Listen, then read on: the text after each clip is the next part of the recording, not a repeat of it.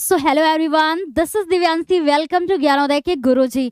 बच्चों, class 10th आज की इस क्लास में हम लोग करेंगे क्लास 10th का मॉडल पेपर। बहुत ही इम्पोर्टेंट है आपके लिए, क्योंकि अगर आज की इस क्लास में हम आप लोगों ने हमारे साथ में इस पूरे मॉडल पेपर को किया और कैसे मतलब क्या तरीका होगा वो सभी हम लोग देखेंगे। तो इसके बाद ना आपको कोई भी प्रॉब्लम नहीं होगी। 100% आप जो है ये इस विश्वास के साथ इस पूरी क्लास को देखिएगा कि यहाँ से आपको हेल्प जरूर मिलेगी।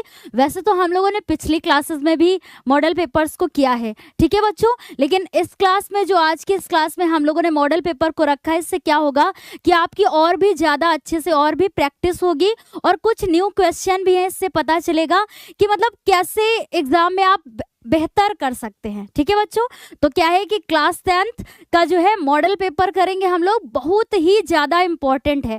कुछ बच्चों के तो प्री बोर्ड एग्जाम भी स्टार्ट हो गए होंगे और कुछ बच्चों का आ रहा था कि मैम मेरा कल एग्जाम है इसका, है ना। तो आप क्या है बच्चों, जिन भी बच्चों का एग्जाम है प्री बोर्ड का कल, वो स्टार्टिंग से इस क्लास को देखें और लास्ट तक देखिएगा। सबसे मेन चीज़ ये कि आपको प्रश्नों का मतलब जो क्वेश्चन होंगे ना, उनका सही तरीका भी पता चलेगा कि हाँ पहले ऐसे ऐसे क्वेश्चन होते हैं, देन उसके बाद कैसे कैसे एक एक करके क्वेश्चन हमारे एग्जाम में पूछा जाएगा, ठीक है। तो चलिए फिर अपने क्लास को स्टार्ट कर लेते हैं बच्चों। और क्या है कि सबसे पहले हम लोग थोड़े से जनरल इंस्ट्रक्शन फटाफट जान लेते हैं, जो कि आपके लिए ज़रूरी है, बिकॉज आपको ये सारी चीज़ें पहले से पता होंगी। तो जब एग्जाम हॉल में बैठेंगे तो इसके लिए आपका टाइम वेस्ट नहीं होगा। सबसे पहले क्या होगा कि स्टार्टिंग के 15 मिनट आपको क्वेश्चन पेपर पढ़ने को मिलेगा, ठीक है। एंड उसके बाद क्या है, वैसे तो आप इतना कर के साथ में आपको पता चल गया होगा। एंड उसके बाद क्या होता है कि सारे क्वेश्चन क्या होंगे, कंपलसरी होंगे। और आपका जो क्वेश्चन पेपर होगा, थर्ड चीज बच्चों, कि ये 2 पार्ट में डिवाइड होगा। Part A and part B में डिवाइड होगा, ठीक है। पार्ट ए में क्या होगा, आपके 20 एमसीक्यूज होंगे, ठीक है। मल्टीपल चॉइस क्वेश्चन होंगे, मतलब एमसीक्यूज होंगे पार्ट ए में। और पार्ट बी में क्या होगा बच्चों, हाँ पार्ट बी में आपके डिस्क्रिप्टिव क्वेश्चन होंगे, अभी आगे बात करेंगे। और क्या होगा कि जो ये 20 एमसीक्यू होंगे स्टार्टिंग पार्ट ए के, उनको आपको OMR सीट पर फिल करना है, उसको अच्छे से आपको फिल करना है। कोई इरेजर, वाइटनर या कट भी कोई यूज नहीं करना है इसका, ठीक है। हाँ, तो ये करना होगा। एंड पार्ट बी में कंसिस्ट डिस्क्रिप्टिव टाइप क्वेश्चन होंगे, किसमें बच्चों, पार्ट बी में, ठीक है। तो उसमें आपको लॉन्ग शॉर्ट आंसर, एससी वगैरह, आर्टिकल, ये सभी करना होगा। एंड उसके बाद क्या है बच्चों कि marks are indicated against the each question, और जो मतलब प्रत्येक क्वेश्चन के सामने ना उसके मार्क्स लिखे होंगे। तो फटाफट हम लोगों ने देख लिया बच्चों इंस्ट्रक्शन को, ठीक है। अब बात कर लेते हैं कि जो पार्ट ए में आपके 20 बहुविकल्पी प्रश्न आएंगे, मतलब एमसीक्यूज आपके सामने आएंगे, तो उनमें से मतलब किसके कौन से कितने होंगे, कहने का मतलब है कि आपके प्रोज से कितने होंगे, है ना, पोएट्री से कितने होंगे, सप्लीमेंट्री या फिर ग्रामर पोर्शन से आपके कितने जो है क्वेश्चन होंगे। तो ये भी आपको पता होना चाहिए बच्चों। क्या है कि जो आपके यहाँ पर क्वेश्चन होंगे ऑब्जेक्टिव टाइप यानी एमसीक्यूज जो होंगे, तो अनसीन पैसेज से स्टार्टिंग के 3 क्वेश्चन होंगे, ओके बच्चों। एंड उसके बाद क्या होगा कि ग्रामर से आपके 5 एमसीक्यूज होंगे, ये चीजें आपको पता होनी चाहिए। तो पैसेज से 3 एमसीक्यू स्टार्टिंग के, देन उसके बाद 5 आपके ग्रामर पोर्शन से आएंगे एमसीक्यू, ठीक है बच्चों। एंड एक्सट्रैक्ट बेस्ड क्वेश्चन आएंगे, वो किससे होंगे, प्रोज से रिलेटेड होंगे, ओके।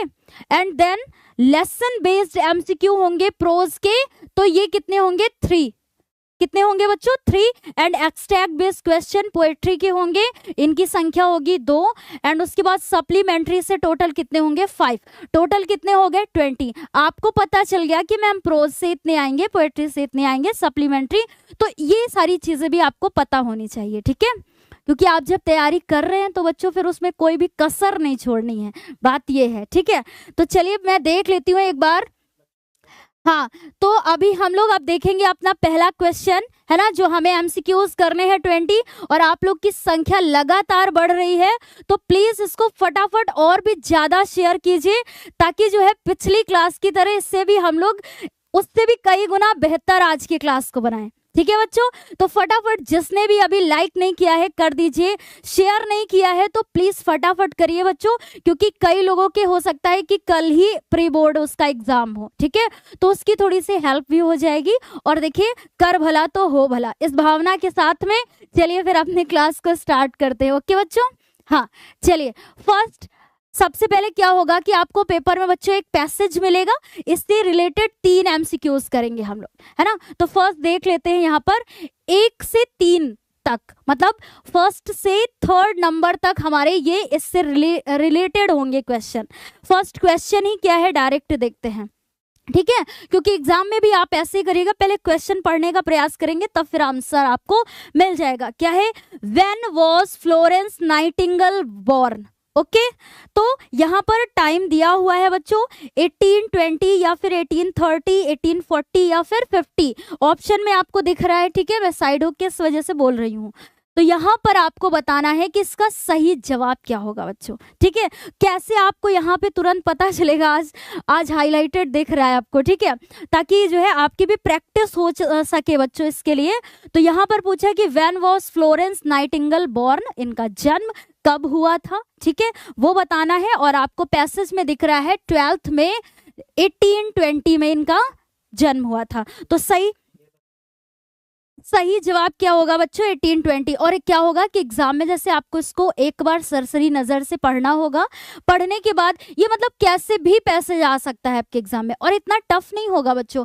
अगर एक केयरफुली आप एक बार उसको पढ़ते हैं तो बिल्कुल भी प्रॉब्लम नहीं होगी आपको, ठीक है, इतना मान के चलिए। तो देखिए आपने जैसे ही देखा, आपको टाइम भी इसमें पैसेज में मिला कि कैसे गिवन है। ओके, हाँ, तो यहाँ पर सही जवाब क्या होगा, 1820। मोस्टली बच्चों ने सही जवाब किया होगा इसका, और बहुत से 90% बच्चों ने सही जवाब किया, वेरी गुड। और बहुत से बच्चों ने अभी भी शेयर नहीं किया है, तो प्लीज बच्चों फटाफट करिए ताकि ये जो है सबका भला हो सके। चलिए सेकंड क्लास क्या, हाँ सेकंड क्लास नहीं बच्चों, क्वेश्चन क्या है देखिए, in the above passage who is the source of inspiration. आपने सरसरी नजर में इस पूरे पैसेज को पढ़ा।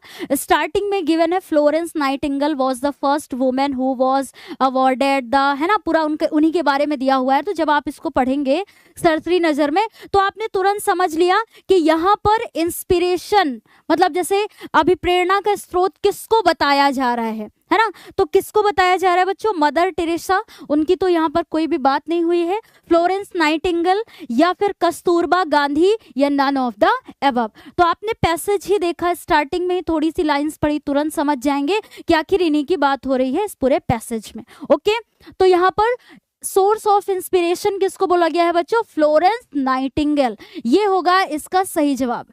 ये जो पैसेज आते हैं ना, इनके लिए बच्चों का डर बन जाता है पहले से कि पता नहीं कैसे कहाँ से पैसेज आएगा, वो वास्तव में कहीं से भी किसी तरीके का आ सकता है। लेकिन ये मानिए कि अगर आप एक बार केयरफुली इसको पढ़ते हैं तो आप आंसर कर लेंगे, वो इतने ईजी होते हैं, ठीक है। हाँ, तो सही जवाब आप सभी को पता चल गया, मोस्टली बच्चों ने दिया होगा इसका सही जवाब। 78% बच्चों ने इसका सही जवाब दिया है। चलिए अगला क्वेश्चन देखते हैं फिर, है ना, बिना किसी देरी के। क्या है बच्चों, 3rd क्वेश्चन क्या है इसका, इस पैसेज का सेलेक्ट वर्ड। क्वेश्चन ध्यान से सुनिएगा, पहले मतलब समझने का प्रयास करिएगा। Select word from the passage which mean opposite to the word hatred. यहां पर बोला गया है कि select the word from the passage. इस पैसेज में आपको वो वर्ड सेलेक्ट करना है कि जिसका अपोजिट मीनिंग क्या है, मतलब यहाँ पर हेट्रेड है। तो हेट्रेड का मतलब ही क्या होता है बच्चों, नफरत, क्या होता है, ईर्ष्या, जलन, हेट्रेड का मतलब। तो इसका अपोजिट क्या होगा जो इस पैसेज में गिवन है, लव। ओके, लव होगा। तो कितना इजी सा क्वेश्चन है, लेकिन आपको इसका मतलब समझना होगा। पहले समझ लिए ना कि कैसे किस तरीके से इसका आंसर बताया गया है, यानी कि हेट्रेड का, नफरत का यहाँ पर अपोजिट पूछा है, विलोम पूछा है, तो क्या होगा, लव। ओके, कोई भी डाउट नहीं होना चाहिए आई थिंक आप सभी को, बिल्कुल भी कि हाँ। तो सही जवाब क्या होगा यहाँ कर दूं, वरना आप सोचेंगे मैम तो आंसर ही नहीं बताई इसका। हाँ, लव होगा, ठीक है बच्चों, कोई भी डाउट नहीं है। लगातार बच्चों की संख्या बढ़ रही है, जो कि अच्छी बात है, ठीक है। पिछली क्लास की तरह बेहतर करना है बच्चों, क्योंकि बहुत ही मेहनत से ये क्लास का जो है ये तैयार हुआ है। खाका क्या बोलेंगे सर, पीपीटी। हाँ, 4th से 8th नंबर तक, मतलब 4 से 8 तक अब हम लोग करेंगे जो हमारे ग्रामर पोर्शन के होंगे। यानी कि टोटल कितने क्वेश्चन हुए बच्चों, 5 क्वेश्चन। अब 5 क्वेश्चन हम लोग ग्रामर के करेंगे, जिसमें से आपके क्या रिलेटेड होते हैं देखिए एक बार बता देते हैं आपको। टेंस से रिलेटेड आ सकते हैं, पार्ट्स ऑफ स्पीच में नाउन, प्रोनाउन, एडजेक्टिव, वर्ब, इन सब से रिलेटेड आएंगे, स्पेलिंग से रिलेटेड आते हैं, आर्टिकल से रिलेटेड मिलता है, और कुछ भी मतलब जो एक स्पेलिंग वाला होता है वो। तो ऐसे ये क्वेश्चन आपको इसमें मिलेंगे। ओके हाँ, तो फर्स्ट क्वेश्चन है आई एम प्राउड और फिर dash my son. Previous year में पूछा हुआ क्वेश्चन ही है बच्चों। क्या है कि आई एम प्राउड और डैश है माई सन, और ऑप्शन में है बच्चों ऑफ, टू, विथ, फ्रॉम। बहुत ही इजी है आप सभी के लिए, थोड़ा सा प्रयास करिए इसका आंसर करने का, फटाफट आंसर करिए आप सभी बच्चों। हाँ, ताकि देखिए पता चलेगा कि जितना एग्जाम का टाइम जो है नजदीक है, तो आपकी भी तैयारी कैसी चल रही है बच्चों। ठीक है, तो स्टार्टिंग के जितने भी हम लोग 20 MCQs करेंगे, उनको आप नोट करिएगा कि आपने कितने करेक्ट भी किए हैं, ये भी प्रयास करिएगा। ठीक है हाँ, सही जवाब क्या होगा बच्चों? देखिए आप ऐसे ही अगर बोल के भी, मान लीजिए आपको कोई आइडिया नहीं कि क्या कैसे होगा, तो आई एम प्राउड क्या होगा? मान लीजिए हम लोग फ्रॉम लगाते हैं, तो फ्रॉम माई सन ये नहीं होगा बच्चों। ठीक है, विथ माई सन भी नहीं लगेगा, टू भी नहीं लगेगा।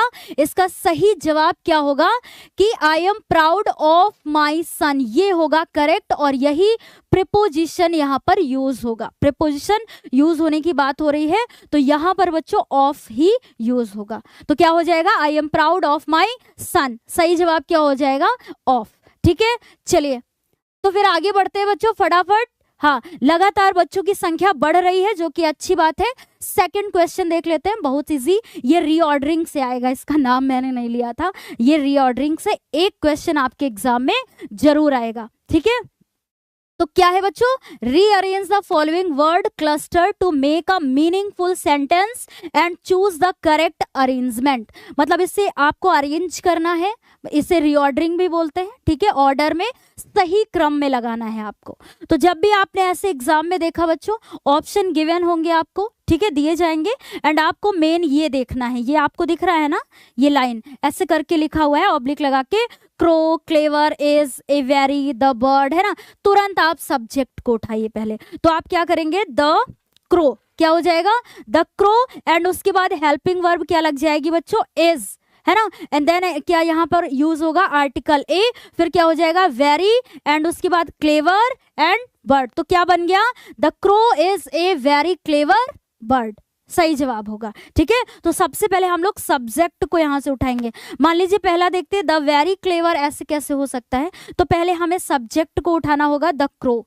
एंड आप जानते हैं बच्चों कि जब भी हम लोग सब्जेक्ट लिखते हैं, जस्ट उसी के बाद हमारी हेल्पिंग वर्ब होती है। ठीक है, तो ये चीजें अगर आपको पता है, तो आप तुरंत ये रीऑर्डरिंग जब आपका आएगा ना, तो आप तुरंत कर लेंगे, क्योंकि ऑप्शन में ही आपको एक तुरंत समझ में आ जाएगा। सही जवाब क्या होगा बच्चों? B option, the crow is a very clever bird. Okay, तो ऐसे क्वेश्चन में आपको कोई डाउट भी नहीं होगी, और ये तो आना ही आना है आपके एग्जाम में, एक रीऑर्डरिंग से तो जरूर आएगा क्वेश्चन। चलिए अगला क्वेश्चन देख लेते हैं, 6 नंबर है।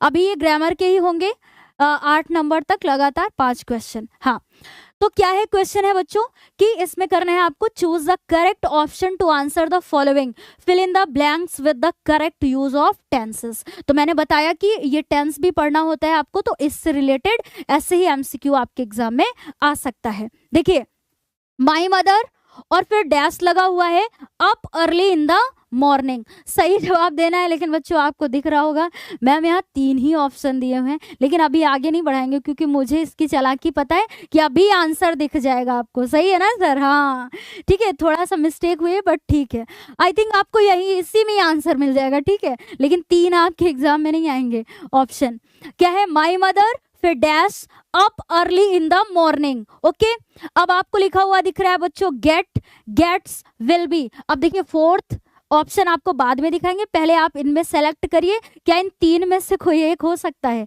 ना? आपको सेलेक्ट करना है। देखिए बच्चों, माई मदर अगर यहाँ पर हम देखते हैं तो क्या है? सिंगुलर है, और सिंगुलर है तो यहाँ पर गेट यूज नहीं करेंगे बच्चों। ठीक है, विल बी यूज नहीं होगा, बिकॉज हेल्पिंग वर्ब के अकॉर्डिंग सही जवाब क्या होगा इसका? गेट्स होगा। और क्यों होगा? क्योंकि देखिए प्रेजेंट इंडेफिनिट के अकॉर्डिंग यहाँ पर क्या है? सिंगुलर है माई मदर यहाँ पर। ओके, तो यहाँ पर गेट्स में क्या लगाएंगे? एस लगाएंगे। ओके, तो my mother gets up early in the morning, मेरी मम्मी जी सुबह जल्दी उठती है।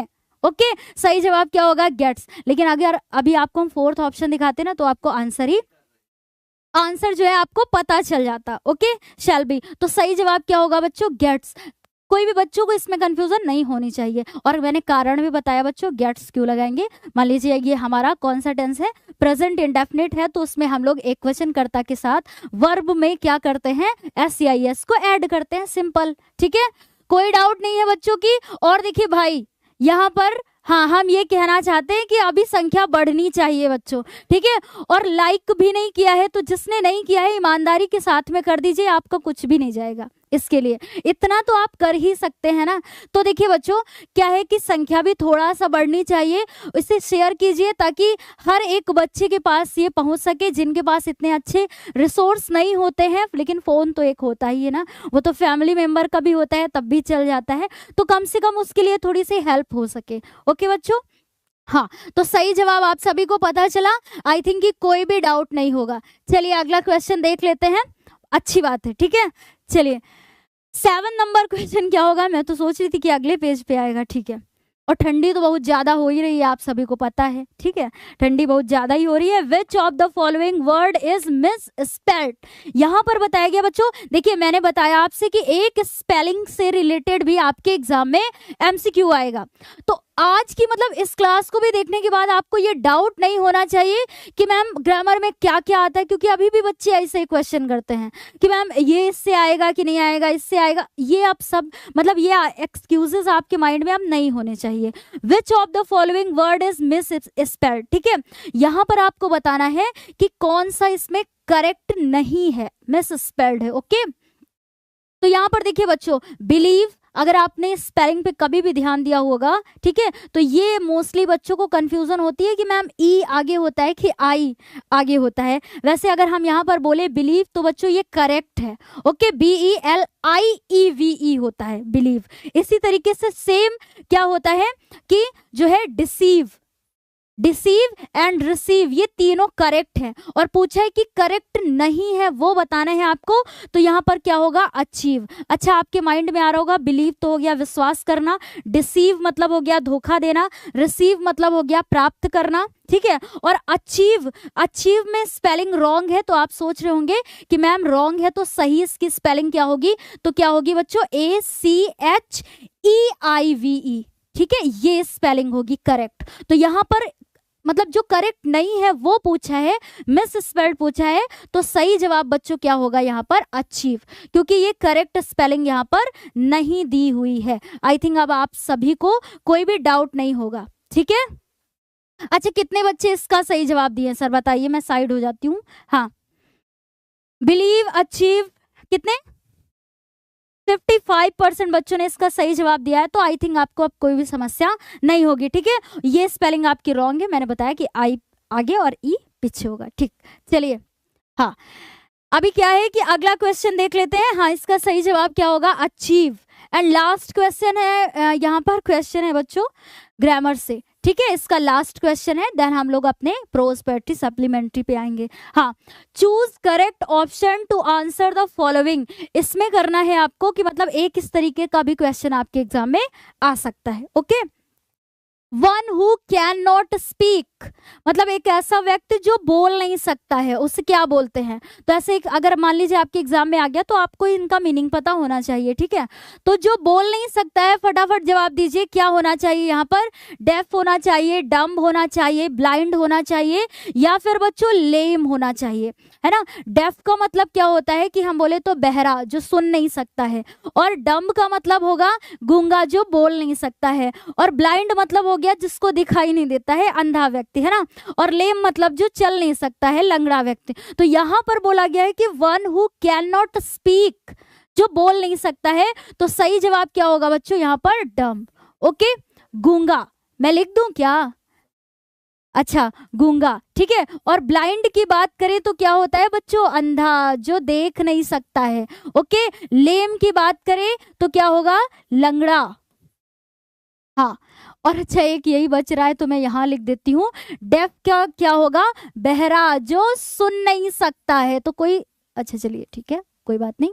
हाँ, तो अभी चारों के आपको पता चल गए। और यहाँ पर पूछा गया था कि जो बोल नहीं सकता है, तो क्या होगा बच्चों? यहाँ पर डम्ब होगा, यानी गूंगा, ठीक है। तो आई होप कि आप सभी को कोई भी प्रॉब्लम नहीं होगी इस क्वेश्चन को लेकर के, ठीक है। हाँ, कितने 68% इन बच्चों ने इसका सही जवाब दिया है। वेरी गुड, बहुत अच्छी बात है। चलिए फिर अगला क्वेश्चन देखते हैं बच्चों। हाँ, फटाफट हम लोग नेक्स्ट क्वेश्चन पर आते हैं और अब यहाँ से हमारे ग्रामर के 5 क्वेश्चन जो है समाप्त होते हैं। अब हम लोग आते हैं अपने अगले क्वेश्चन पर, जो कि आपके प्रोज का एक्सट्रैक्ट होगा, ठीक है। एक्सट्रैक्ट क्वेश्चन होगा, आपको जो है 2 इसमें एमसीक्यूज करने होंगे। और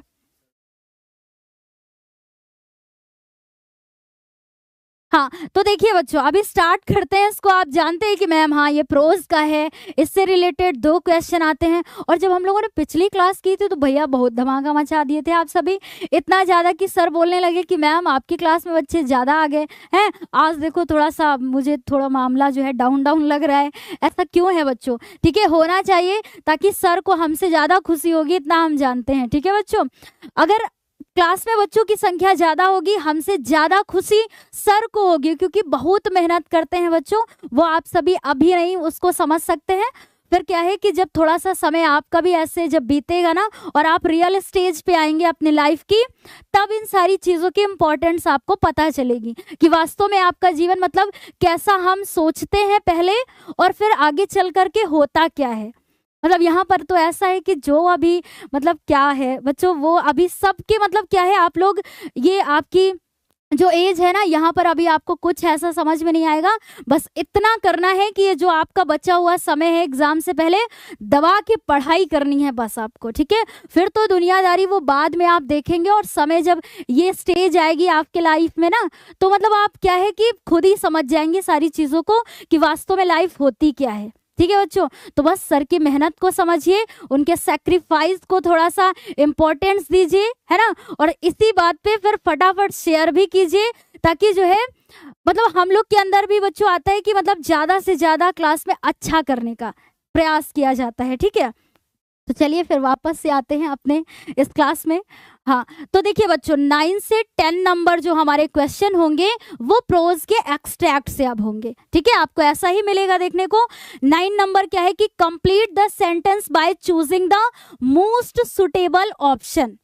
अब यहाँ पर है, जैसे ही आपने पैसेज देखा, अब आपने पैसेज देखा over many days and months Valli, अब बस वल्ली पे ही आके रुक गए। जिसने भी चैप्टर को अच्छे से पढ़ा है, वल्ली आपने देखा तुरंत समझ गए, अच्छा ये प्रोज का वही चैप्टर है, the madam rides the bus है, वल्ली कन्नन के द्वारा लिखा गया है, एक 8 साल की छोटी सी लड़की होती है, तुरंत समझ गए। और आपने क्वेश्चन तुरंत देखा, अच्छा भैया क्या पूछा है, the town was from Valli's village, मतलब वल्ली के गांव से टाउन यानी कस्बा कितनी दूर था। तो कितनी दूर था, आपने चैप्टर को अच्छे से पढ़ा है, हर एक पॉइंट को अच्छे से समझा है। अगर हमारी क्लास को आपने देखा होगा, ये सारी अगर जो भी पॉइंट होते हैं ना बच्चों, वो हम क्लियर जरूर करते हैं आप सभी को, लेकिन ठीक है। तो यहाँ पर क्या है कि पूछा गया है कि वल्ली के गांव से कस्बे की दूरी कितनी थी, ये पूछा गया है, ठीक है। तो सही जवाब क्या होगा, 10 माइल्स होगा, 5 होगा, 6 होगा, या वेरी नियर मतलब बहुत पास था। तो आपको चैप्टर में गिवन है बच्चों कि गांव से कस्बे की दूरी कितनी थी, 6 माइल्स, ठीक है, सही जवाब होगा। अगर मान लीजिए आपने चैप्टर को अच्छे से पढ़ा है बच्चों, और पढ़ने के बाद ना आप जब एग्जाम में पैसेज देखते हैं तो आपको कोई आवश्यकता नहीं पड़ेगी पढ़ने की। अगर कोई भी प्रोज वगैरह से चैप्टर आते हैं, आपको कोई आवश्यकता नहीं होगी, आपने सिर्फ और सिर्फ क्वेश्चन को देखा, आंसर उठाएंगे। मान लीजिए कि लेसन बेस्ड यहाँ पर एमसीक्यू पूछा गया है, सिंपल, ओके। सही जवाब क्या होगा बच्चों, 6 माइल्स होगा।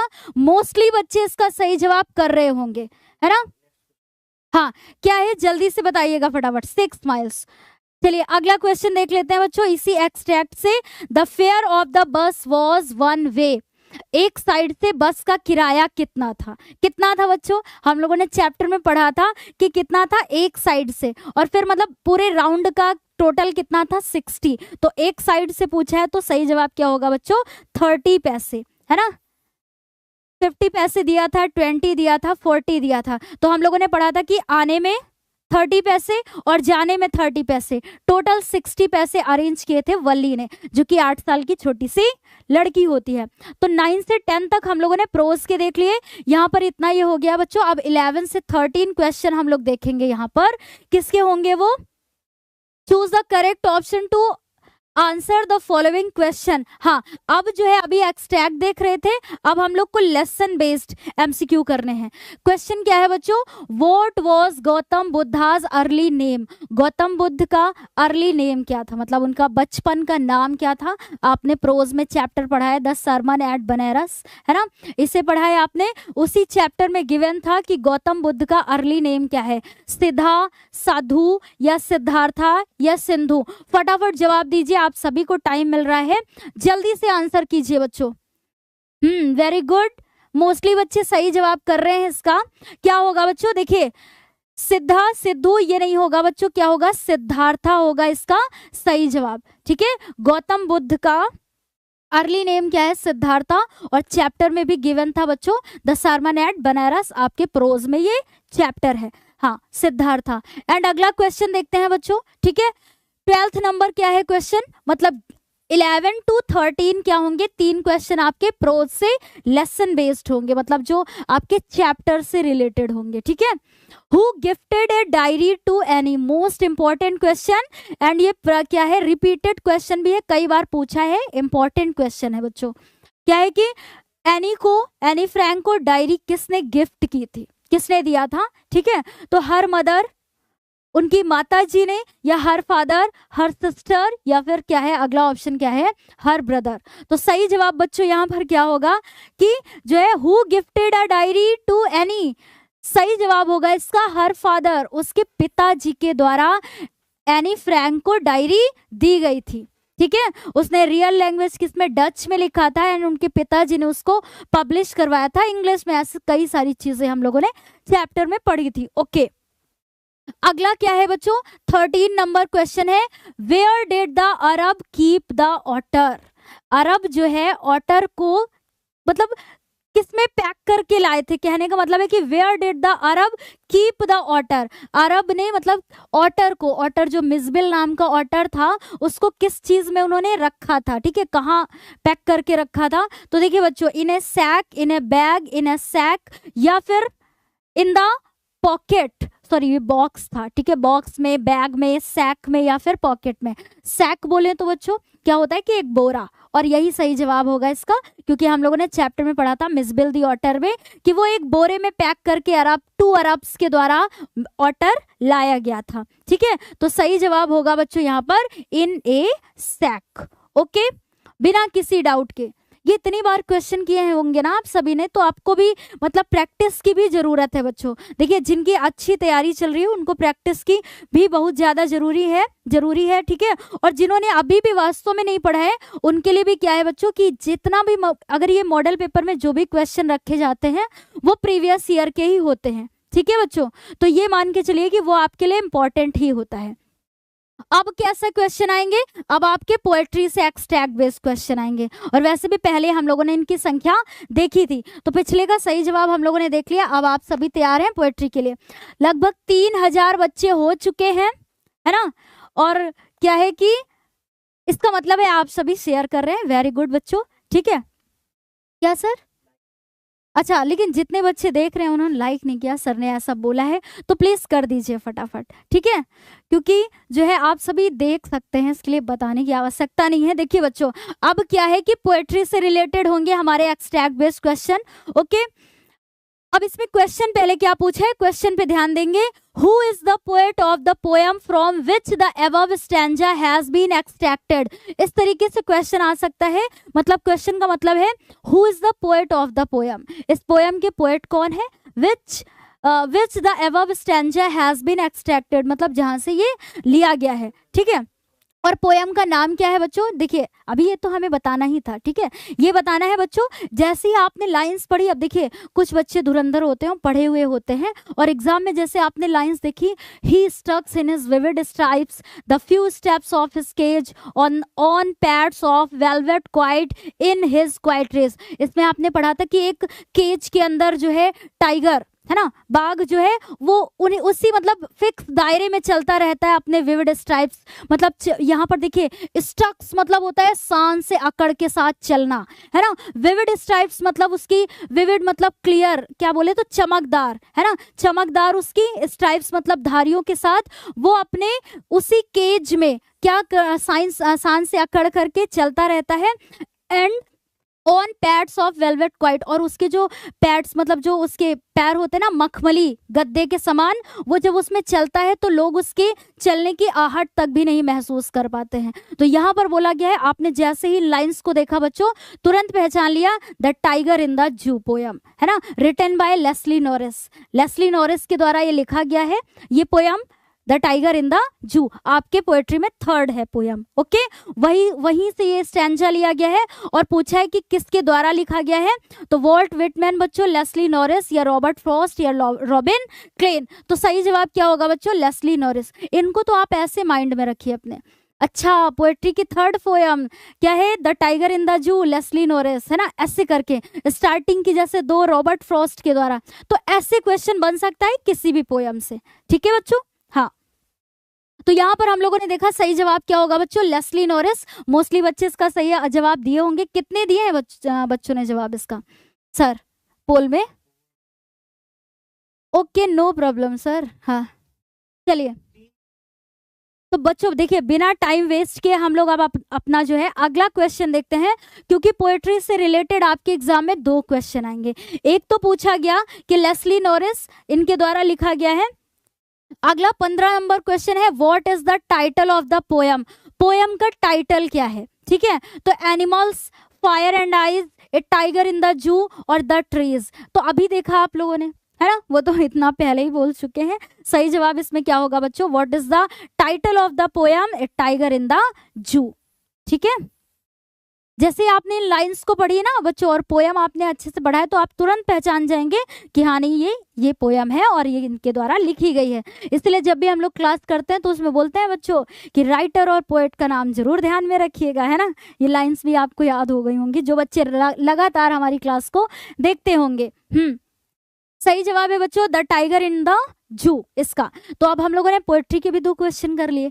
अब जो आने वाले 5 हमारे एमसीक्यूज होंगे वो किससे होंगे बच्चों, सप्लीमेंट्री से, है ना। Footprints without feet supplementary reader के अब आपके क्वेश्चन होंगे क्या है कि 16 to 20 16 से 20 तक होंगे आपके क्या सप्लीमेंट्री से, ठीक है।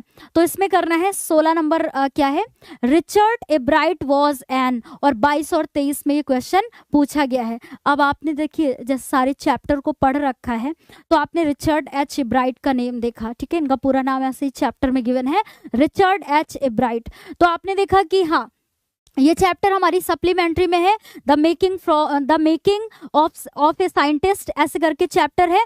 तो आपने देखा कि हाँ वो उसमें क्या दिया था, एक्टर है, सिंगर है, इंजीनियर है या फिर साइंटिस्ट है। तो इसका सही जवाब क्या होगा बच्चों, रिचर्ड एच एब्राइट। आपको याद आया होगा, आपने चैप्टर में पढ़ा था जिनको बचपन से शौक होता है बटरफ्लाइज को कलेक्ट करने का, रॉक फॉसिल्स को कलेक्ट करने का, है ना, उन्हें कितना, और उन्होंने उस पर अध्ययन भी किया था, है ना, और मतलब कई सारी चीजें हम लोगों ने ऐसे पढ़ी थी। तो सही जवाब इसका होगा कि Richard H एब्राइट was an scientist. हाँ ठीक है बच्चों, सही जवाब होगा साइंटिस्ट। और सही आपने जवाब भी दिया होगा, कितने सर, 75% बच्चों ने इसका सही जवाब दिया है। लेकिन बच्चों 75% हाँ बच्चों ने सही जवाब दिया है, वेरी गुड। लेकिन आपने इसे शेयर नहीं किया है क्योंकि जितनी हमारी पिछली क्लास में संख्या थी उससे आज की क्लास में बच्चों कम है। ऐसा क्यों है, वो हो सकता है उस दिन हिंदी क्लास में ज़्यादा ही इंटरेस्ट आ गया था आप सभी को, है ना।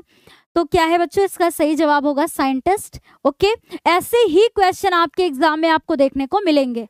अगर आप ये इस क्लास को देख रहे हैं तो पहली बात तो आपको सही तरीका भी पता चलेगा क्वेश्चन का, ठीक है। और दूसरी बात ये है कि मतलब कैसे कैसे टाइप होते हैं और कौन से इंपॉर्टेंट होते हैं वो कराए जाएंगे। हु वॉज ग्रिफिन, ग्रिफिन कौन था, ग्रिफिन कौन था, ये आपने चैप्टर पढ़ा है सप्लीमेंट्री में, फुटप्रिंट्स विदाउट फीट, है ना। तो ग्रिफिन कौन था बच्चों, एक्टर था, शॉपकीपर था, साइंटिस्ट था या लैंडलॉर्ड था।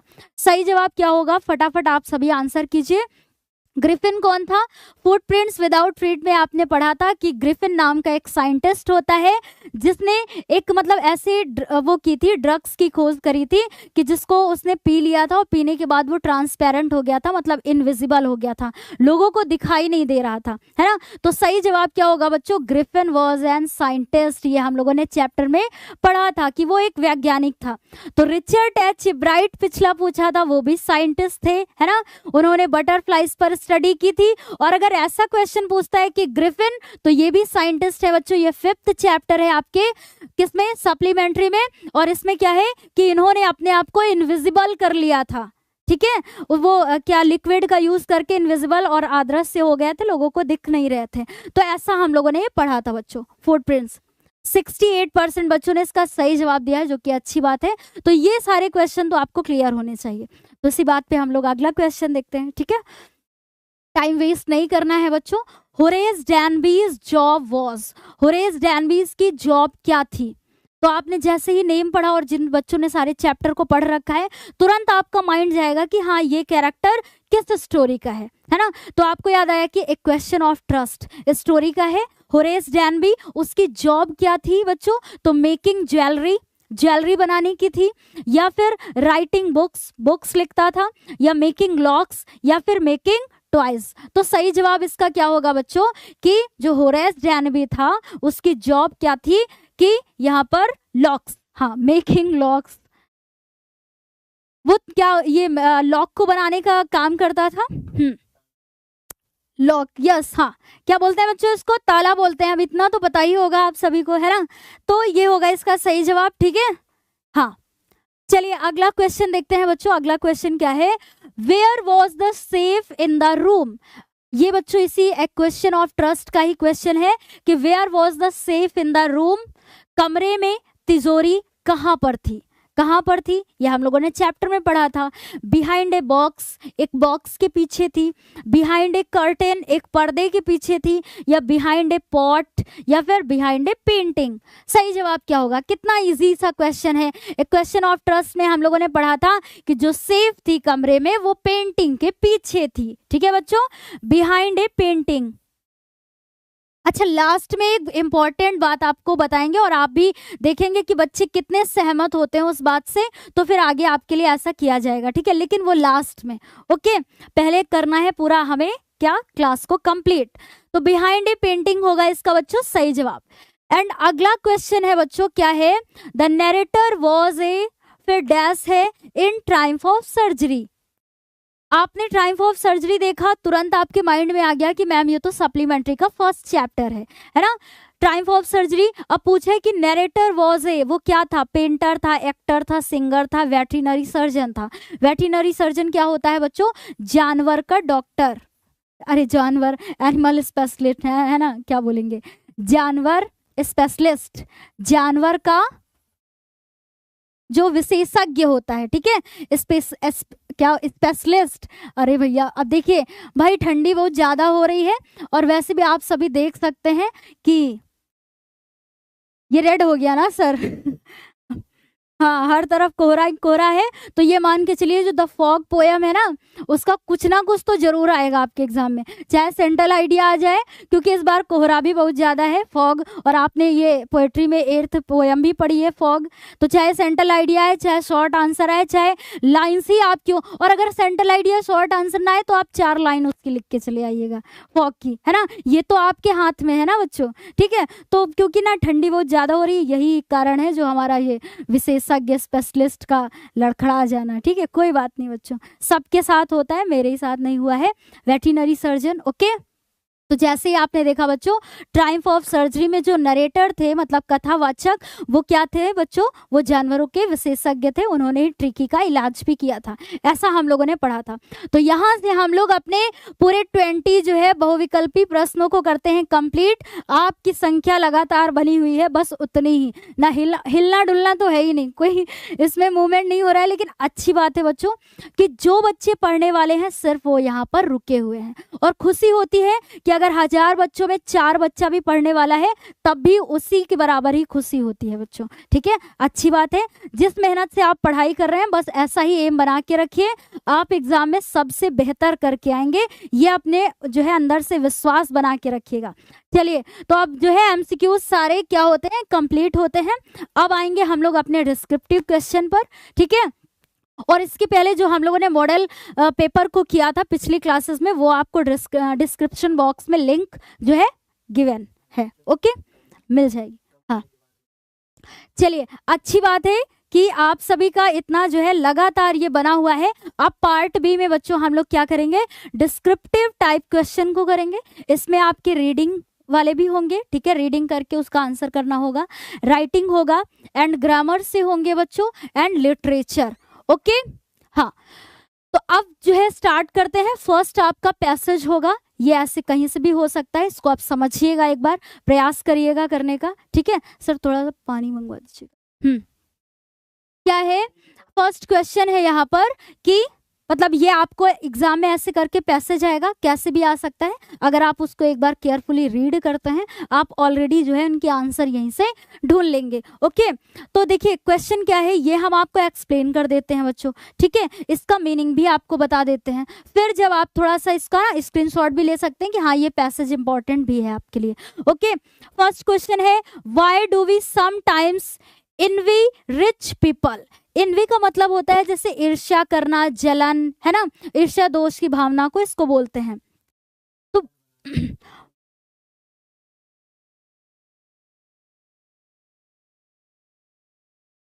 हाँ, यहाँ अच्छा कोई प्रॉब्लम नहीं। हाँ, क्या है बच्चों, देखिए क्वेश्चन हमारा है, why do we sometimes envy rich people, कि क्या है कि कभी कभी हम जो है रिच पीपल यानी धनी व्यक्तियों से नफरत क्यों करते हैं, ठीक है, क्यों करते हैं, इसका कारण क्या होता है। अभी देखिए इसका आंसर भी आपको बताएंगे कि आप कैसे लिखेंगे। और जो मोस्ट इंपॉर्टेंट थिंग है बच्चों, कि आपके अंदर ये डर रहता है कि ये कहाँ से आ सकता है, कैसे आ सकता है। तो देखिए इसके लिए क्या होगा कि मतलब अगर आप पहली बात तो इससे ही केयरफुली रीड करते हैं, ठीक है, मतलब ये किसी भी तरीके का हो सकता है, लेकिन अगर आप इस क्लास को देख रहे हैं एक बार समझने का प्रयास करेंगे आपको कोई भी डाउट नहीं होगा, ओके बच्चों। हाँ, तो क्वेश्चन में ये पूछा है कि why do we sometimes envy rich people, जो मतलब कभी कभी हम धनी व्यक्तियों से ईर्ष्या या जलन करने लगते हैं, ठीक है, तो इसका कारण क्या होता है। या फिर अगला क्वेश्चन है, What is the first thing that work give us? What is the first thing मतलब क्या पहली चीज होती है कि जो हमेशा हमारे लिए क्या काम देती है, हमेशा, ठीक है। तो जैसे इसका क्या हो सकता है कि सेल्फ रिस्पेक्ट, जो हमारा आत्मसम्मान होता है, वो जीवन में हमें हमेशा काम में आता है। अच्छा, पहले क्वेश्चन का आंसर आपको अपने शब्दों में नहीं बताया, क्या है कि कभी कभी हम लोग धनी व्यक्तियों से ईर्ष्या जलन की भावना मतलब आ जाती है हमारे अंदर, या ईर्ष्या करने लगते हैं। तो इसका कारण होता है कि लोग ना कि मतलब जो धनी व्यक्ति हैं कि कैसे वो मतलब जैसे चाहते हैं साल भर वैसे ही रहते हैं, उनको कोई काम भी नहीं करना पड़ता है ना। तो इससे क्या होता है कि उनको देख करके हमारे अंदर ईर्ष्या जलन की भावना आने लगती है। इसका सही आंसर कैसे लिखेंगे वो भी हम आपको बताएंगे। Who develops the best character, कौन जो है बेस्ट मतलब सर्वश्रेष्ठ चरित्र का निर्माण करता है, ठीक है, कौन करता है। तो कौन करता है कि जो खुद में अपना आत्मसम्मान बना करके चलता है, सिर उठा के शान से चलता है, और क्या करता है कि लोगों की मदद करता है ऐसे करके, है ना। तो इस तरीके से आपको ये सभी इसी में मिलेगा। तो वो मैंने पहले भी बोला कि आंसर आपको लिखना बताया जाएगा। What is opposite of the man who works, मतलब जो कार्य करता है उसका अपोजिट क्या होगा। पहली बात तो जो कार्य करता है मतलब मेहनती, परिश्रमी, है ना, उसका अपोजिट क्या होगा, मतलब विलोम क्या होगा उसका। तो उसका विलोम क्या होगा वो आपको वन वर्ड में बताना है। तो आपने बच्चों ध्यान दिया कि ये जब पैसेज आपके एग्जाम में आएगा तो टोटल 7 नंबर का होगा।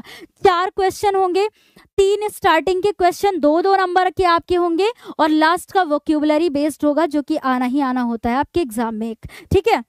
तो यहाँ पर आपको बताना है कि इसका अपोजिट, मतलब जो कार्य करता है मेहनती व्यक्ति, उसको हार्ड वर्किंग बोल सकते हैं। इसका अपोजिट आप क्या बोल सकते हैं, आइडलर भी बोल सकते हैं, IDLER, ओके, है ना, मतलब आलसी, लेजी, ये कह सकते हैं। तो कैसे आप आंसर लिखेंगे इसकी बात कर लेते हैं। और जो मैंने आपको पैसेज दिखाया इंपॉर्टेंट था बच्चों, ठीक है, प्रीवियस ईयर में पूछा हुआ है, तो इससे ना थोड़ा सा आप केयरफुली लेंगे तो अच्छी बात है। फर्स्ट का क्वेश्चन जो था उसका आंसर लिखेंगे, we sometimes envy the rich people because, मतलब कभी कभी हम धनी व्यक्तियों से ईर्ष्या करने लगते हैं, बिकॉज क्योंकि दे हैव नथिंग और नो वर्क टू डू, क्योंकि उनके पास कुछ भी मतलब कार्य करने के लिए नहीं होता है, वो शान से अपनी जिंदगी जीते हैं। एंड क्या है, they do not have to earn a living, और वो अपनी मतलब जीविका भी क्या नहीं करते हैं, जीविका भी नहीं चलाते, मतलब कोई अर्निंग नहीं उनको करनी पड़ती है, कहने का मतलब ये है। बट लेकिन, है ना, but can do just what they please all the year around, मतलब वो साल भर जो कुछ भी चाहते हैं वैसा करते हैं। ऐसे जब आप ये पैसेज पढ़ेंगे तो आपको ऑलरेडी समझ में आएगा। हाँ,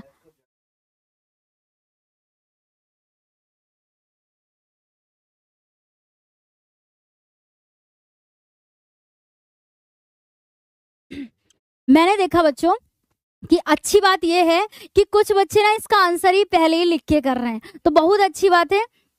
जैसे सौरभ शर्मा हो गया, है ना, और कुछ नाम सर मैंने देखे नहीं है। हाँ, ये कुछ अच्छे बच्चे हैं और उनके माइंड ना, मतलब उनका जो नेम है वो माइंड में हमारे हमेशा रहता है, और हम सोचते हैं कि लास्ट टाइम में जब आपका रिजल्ट आएगा उन बच्चों का नाम हम जरूर बोलेंगे। शुभम पाल हो गया, सौरभ शर्मा हो गए, है ना, ये कुछ ऐसे बच्चे हैं। एक किट्टू नाम की लड़की है, उसका नाम लेना चाहते हैं, आज ये क्लास में है या नहीं है मुझे नहीं पता है, मतलब कुछ बच्चे हैं ऐसे, अभी मुझे नाम नहीं याद आ रहे हैं सभी के, ठीक है। अगला क्वेश्चन है बच्चों, the first thing that work give us it self respect, जो सबसे पहली चीज होती है कि जो हमेशा हमारे काम में आती है या काम देती है, वो क्या होता है, सेल्फ रिस्पेक्ट होती है ना, आत्मसम्मान जो होता है। अगला है बच्चों, an honest worker who earn his living by toiling, मतलब एक ऑनेस्ट पर्सन जो कठिन परिश्रम करके अपनी जीविका को चलाता है, होल्डिंग अप हिज हेड, और शान से अपने सर को उठा करके चलता है, एंड रिस्पेक्टिंग हिमसेल्फ, और स्वयं का सम्मान करता है, बिल से कैरेक्टर, वही एक सर्वश्रेष्ठ चरित्र का निर्माण करता है, ओके। हाँ, अगला है बच्चों कि जो उसमें अपोजिट पूछा था कि मतलब जो काम करता है यानी हार्ड वर्किंग हो गया, उसका अपोजिट क्या होगा, आइडलर। स्पेलिंग क्या है, IDLER, इसका मतलब होता है बच्चों आलसी, ठीक है, जो मतलब कोई कार्य ना करे। अच्छा, आप बताइए कोई डाउट है तो ये आपके लिए ना इम्पोर्टेंट भी है। अच्छा, स्क्रीनशॉट लेना चाहते हैं कुछ बच्चे, चलिए तो इससे मैं ना थोड़ा कर देती हूँ और साइड हो जाती हूँ, फटाफट ले लीजिए स्क्रीनशॉट, आपके लिए इम्पोर्टेंट भी है। चलिए, ओके, तो हो गया होगा फटाफट। हाँ, अब अगला क्वेश्चन है बच्चों, क्या है कि जो सेकंड क्वेश्चन है, write a letter to your father requesting him to send you 3000 rupees for purchasing books. 2023 में ऐसा लेटर आया हुआ है, इसको लिखने का कैसे तरीका होगा, मतलब पहले थोड़ा सा आपको मतलब बता देते हैं। Write a letter to your father requesting, मतलब आपको अपने पिताजी को एक पत्र लिखना है और उनसे रिक्वेस्ट करनी है कि वो आपको 3000 रुपी भेज दे, एंड क्या है, फॉर परचेसिंग बुक्स, मतलब कुछ बुक्स खरीदने के लिए वो आपको 3000 रुपए भेज दे, है ना। इस तरीके से आपको लेटर लिखना है। सही तरीका क्या होगा इसका, तो 1 मिनट बच्चों, बस थोड़ा सा पानी पी लेते हैं, बिकॉज क्लास थोड़ी सी लंबी जरूर होगी, ओके।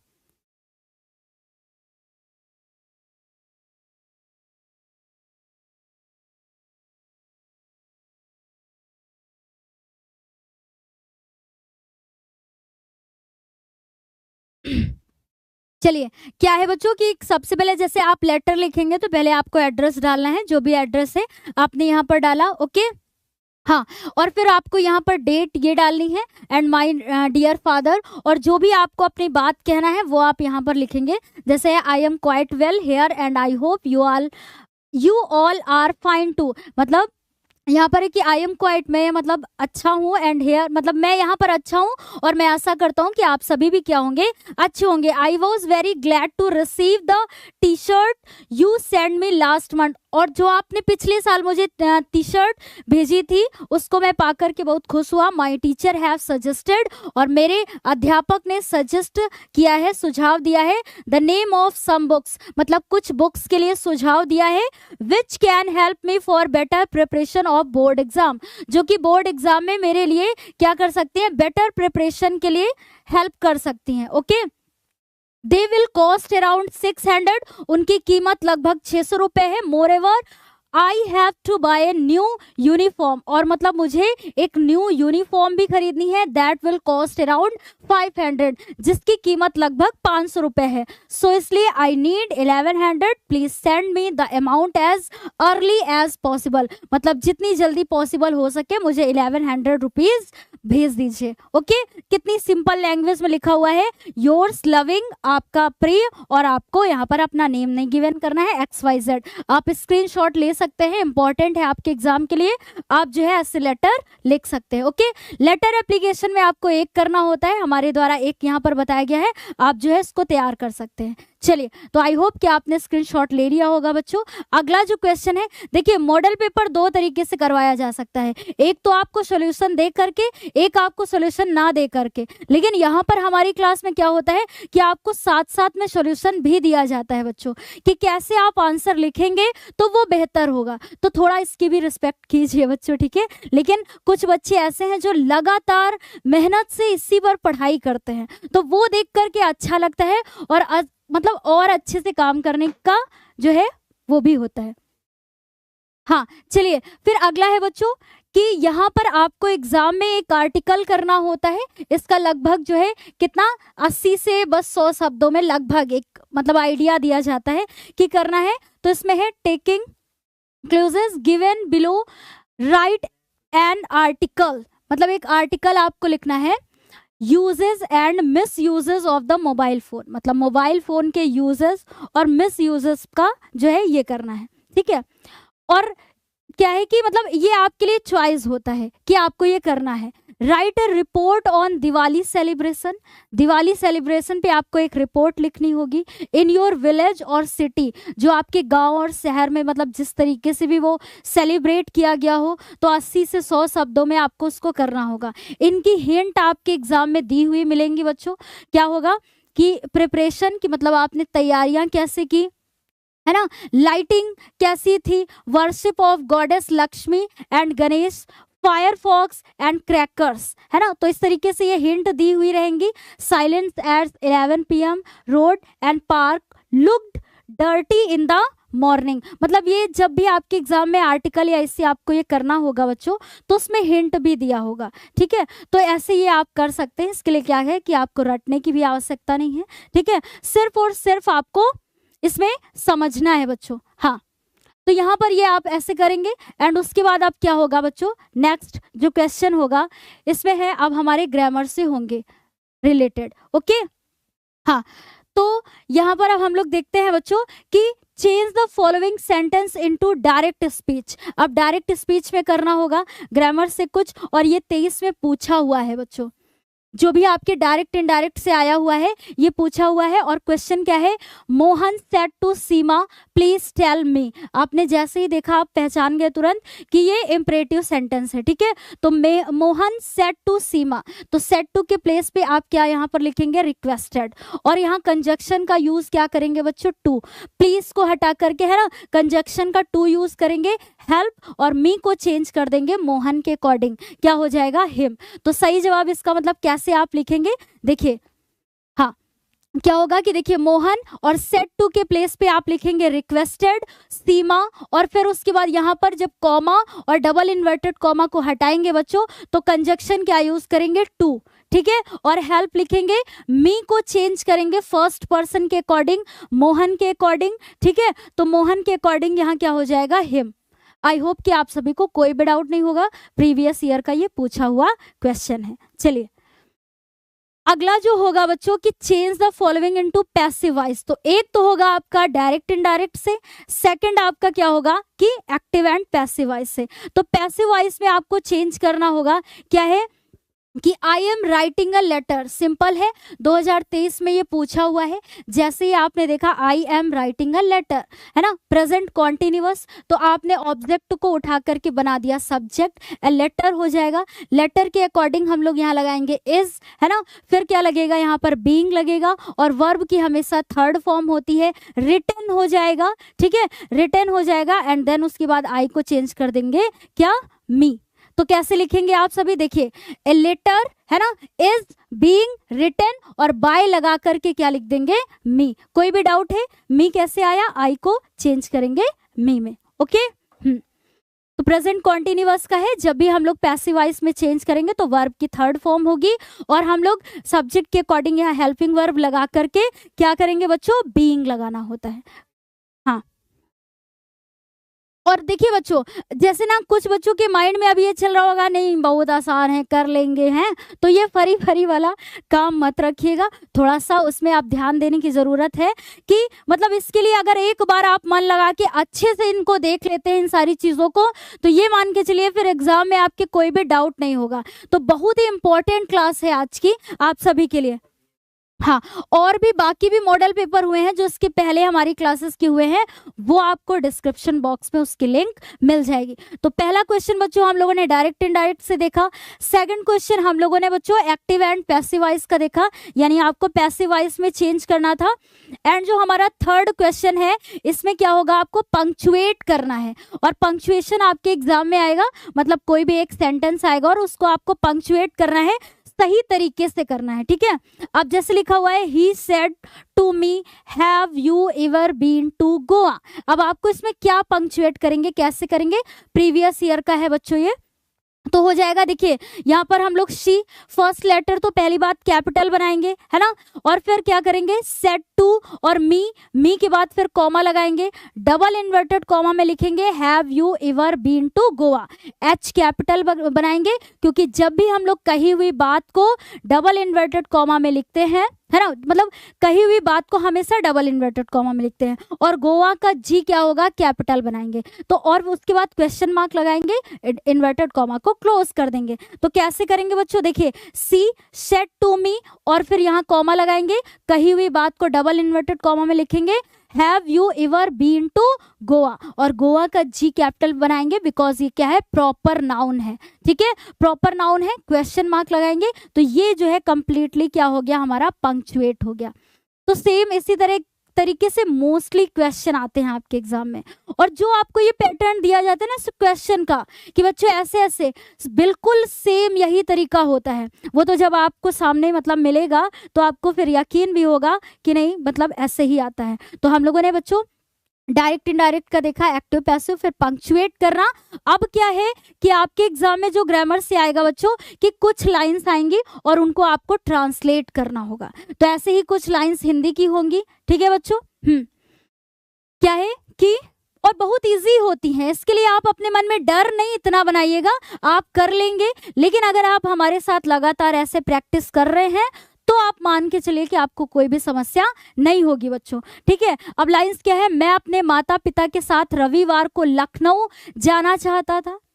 गाड़ी प्लेटफॉर्म नंबर 1 पर खड़ी थी, गाड़ी में भीड़ नहीं थी, इसलिए हम लोग आसानी से बैठ गए। और फिर क्या है कि गाड़ी सही समय से चल दी, और प्रीवियस ईयर में ये भी पूछा हुआ है बच्चों। कैसे हम लोग यहाँ पर ट्रांसलेट करेंगे, इसके लिए क्या जरूरी है कि अगर आपने टेंसेस को अच्छे से पढ़ा है, उनमें क्या हेल्पिंग वर्ब यूज होती हैं, किस तरीके से होता है, तो आप अच्छे से इसको कर लेंगे। और वैसे भी हमारे द्वारा इनकी क्लासेस भी हुई हैं, पूरी एक एक करके आपको ऐप में अच्छे से पढ़ाया गया है कि पूरे 12 टेंस होते हैं, तो 12 के 12 टेंसेस की क्लासेस आपको दी गई हैं बच्चों डिटेल में, ठीक है। तो देखिए, I wanted to go to Lucknow on Sunday with my parents, मैं अपने माता पिता के साथ रविवार को लखनऊ जाना चाहता था। The train was tied up at platform number 1, और जो गाड़ी प्लेटफॉर्म नंबर 1 पर क्या थी, खड़ी थी। The train was not crowded, और उसमें क्या है, दो मतलब ट्रेन में भीड़ नहीं थी, है ना। क्राउडेड मतलब क्या होगा, मतलब इसमें क्या नहीं था, भीड़ नहीं थी। सो इसीलिए वी सैट डाउन इजिली, मतलब इसीलिए हम आसानी से उसमें बैठ गए। The train started on time, और गाड़ी सही समय से चल दी। बस ऐसे ही आता है ट्रांसलेशन आपके एग्जाम में। ओके बच्चों, हाँ। एंड उसके बाद अब देखिए हम लोगों ने ग्रामर से कैसे क्वेश्चन आते हैं उनको भी देख लिया है। ओके, अब इसके बाद जो होगा बच्चों वो हमारा होगा लिटरेचर से। लिटरेचर से कैसे कि देखिए बच्चों, हाँ, answer the following question in the about 30 and 40 word each 3 + 3 = 6। मतलब ये है कि 2 शॉर्ट आंसर आपको करने होंगे आपके एग्जाम में।